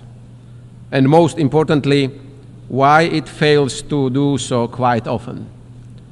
Despite all its faults and failures, the UN is the only truly global forum we have. It is the backbone of the world order based on rules and international law. The cornerstone of the world as we know it. The UN is a vital international ecosystem for most countries in the world, including Slovakia. The sovereignty of the majority is, to a great extent, based on our ability to cooperate, show solidarity, and look for points where our often different interests meet. It builds on our readiness to reach a compromise and respect our diversity based on shared universal values, rules, and obligations. Especially in today's uncertain times, it is a powerful pillar of sovereignty, just like its classic features, territorial integrity or independence of action. The way we cooperate tells us a story about us, where we do belong, what do we reach for, and eventually who we are as people, community, humanity. Our joint confidence in the existing system of international relations with the UN as its key element is what separates us from chaos and arbitrariness. In other words, from war and violence. There are countries and entities among us that believe that the absence of rules will be the breeding ground for their future success. They believe that the force is above the law. In reality, however, the collapse of a rules-based system would eventually get back at those who desire it the most today. the most today. In Slovakia's immediate vicinity, in Ukraine, a war has been going on for almost 1,000 days already. As a result of Russia's aggression, which violated such basic principles of international law as sovereignty and territorial integrity. It is worth reminding that our neighbor, Ukraine, legitimately defends its country and its people according to international law, including the UN Charter. Every day, this war continues to destroy the lives, the infrastructure, and the future of Ukrainian men and women. And it is of no good to Russia's people either, as they die too, and the war has come to them as well. The escalation grows. It is high time to start looking for a peaceful, sustainable, and just end to this conflict, based on the principles of international law and the UN Charter. Looking at the world's geography for parts of the globe, it might seem like a local and by far not the only serious conflict the world faces today. Let us recall the suffering of the people in Gaza after the horrific terrorist attack by Hamas against Israel and the casualties on both sides. Or the state collapses in Haiti or Sudan, both followed by humanitarian disasters. However, from the international community's point of view, what we see here is an existential struggle for the nature and future of international law and adherence to agreed rules. None of us today can think that the UN can fully prevent all wars and conflicts in Ukraine, the Middle East, Africa, or elsewhere.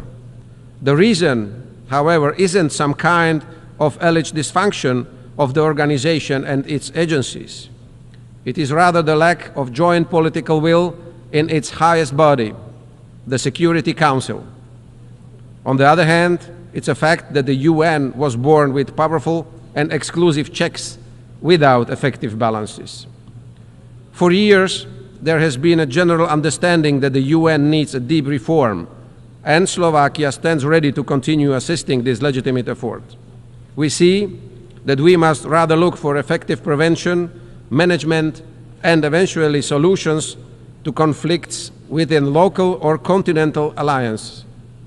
The role of the UN remains central, but the need for partnership with regional organizations is growing.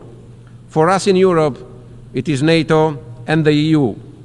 This is the only way for the UN, with its foundations laid in the last century, to withstand the threats and challenges of the current one.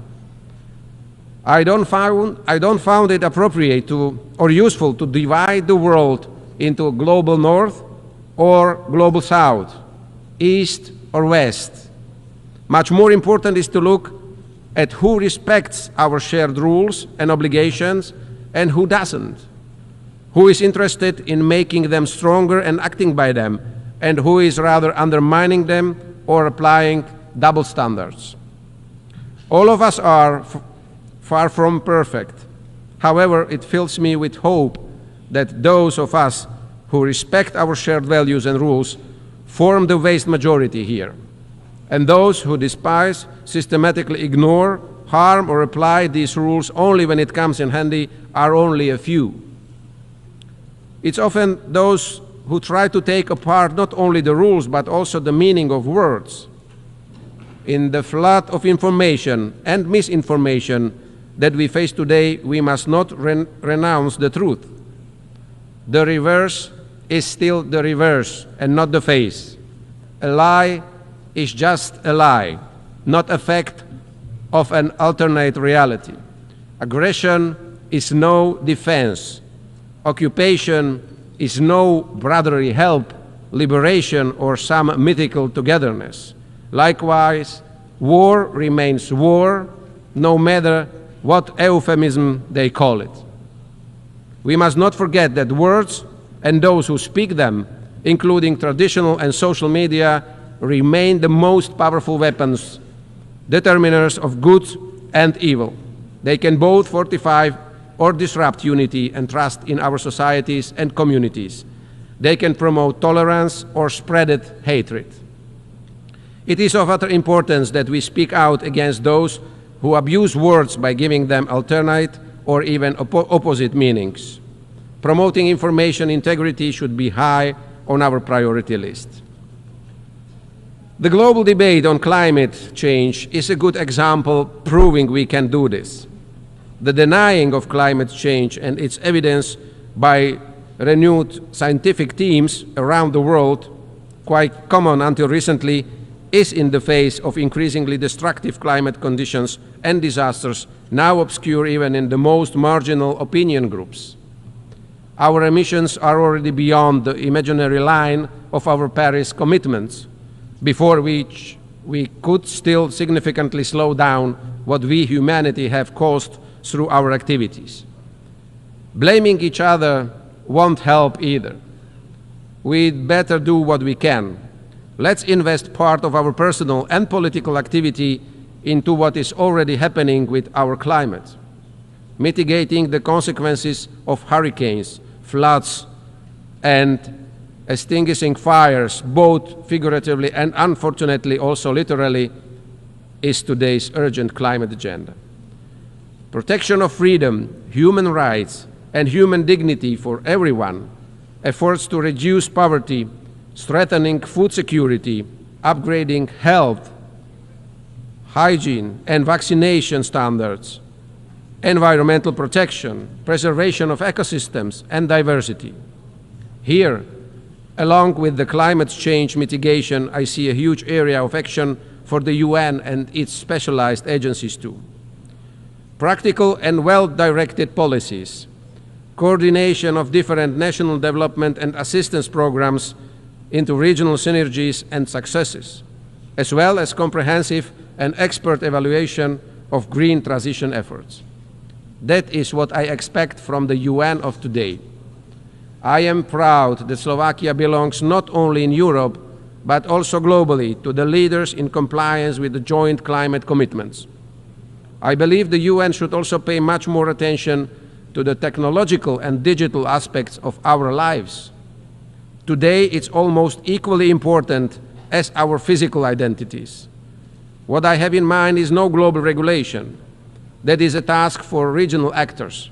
I rather think of the widest possible involvement of new technologies into everything that the UN has been working on.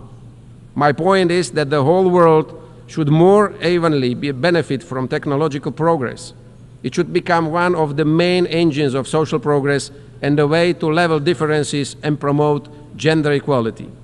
All of this is also a part of the basic mission of the UN.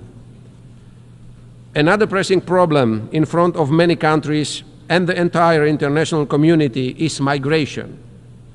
It is a phenomenon that divides us rather than unites us, an agenda on which elections are won or lost today. However, we should never forget that the most of our ancestors across Europe were refugees too, when they fled before war, poverty, or persecution during Nazism or communism. There is no magic formula for addressing illegal migration. It is, however, clear that many aspects of migration need clear rules, transparent procedures, and effective policies, measures which will help the source, transit, as well as target countries.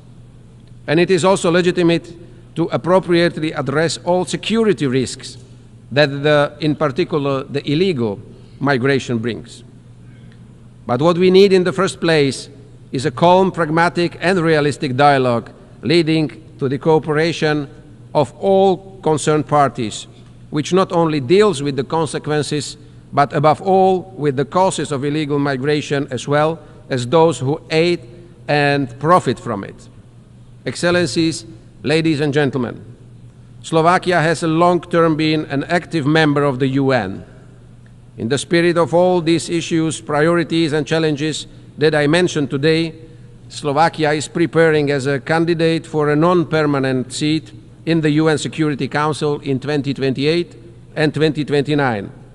Our diplomats and experts are sitting in executive boards of several specialized UN agencies. The roots of Czechoslovak and today's Slovak diplomacy are closely linked with international cooperation. Names like Milan Rastislav Štefanik, Stefan Osuski, Ivan Krno, or Jan Papanek are well known in the diplomatic community, and some of them left a strong footprint here in the UN corridors too. The last one, Jan Papanek, was Czechoslovakia's delegate at the San Francisco conference and was one of the 14 people who formulated the final text of the charter that gave birth to this organization.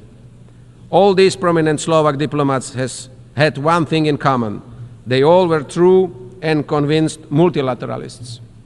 And it is to multilateralism that we, to a large extent, owe our modern statehood and identity. It's therefore up to us, the leaders of this world, to stress in communication to our citizens that the building blocks and rules of the international community, which we have been lying together for almost 8 decades since 1945, have no sustainable alternative. It is our task to say and repeat that we must not bring them down, but on the contrary, fix and bolster them.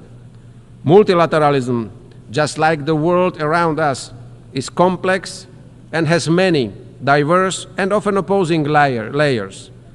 It requires a lot of patience, and it often brings frustration and bitterness.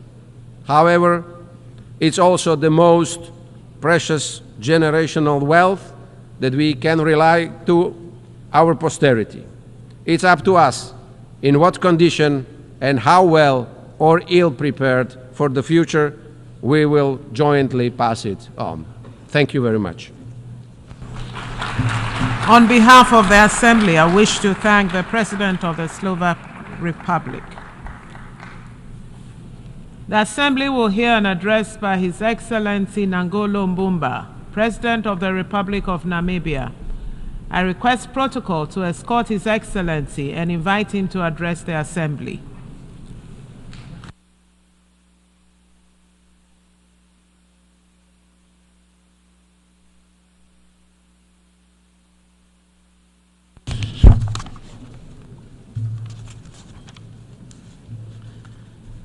Madam Deputy President, the Secretary General of the United Nations, Your Excellencies, delegates,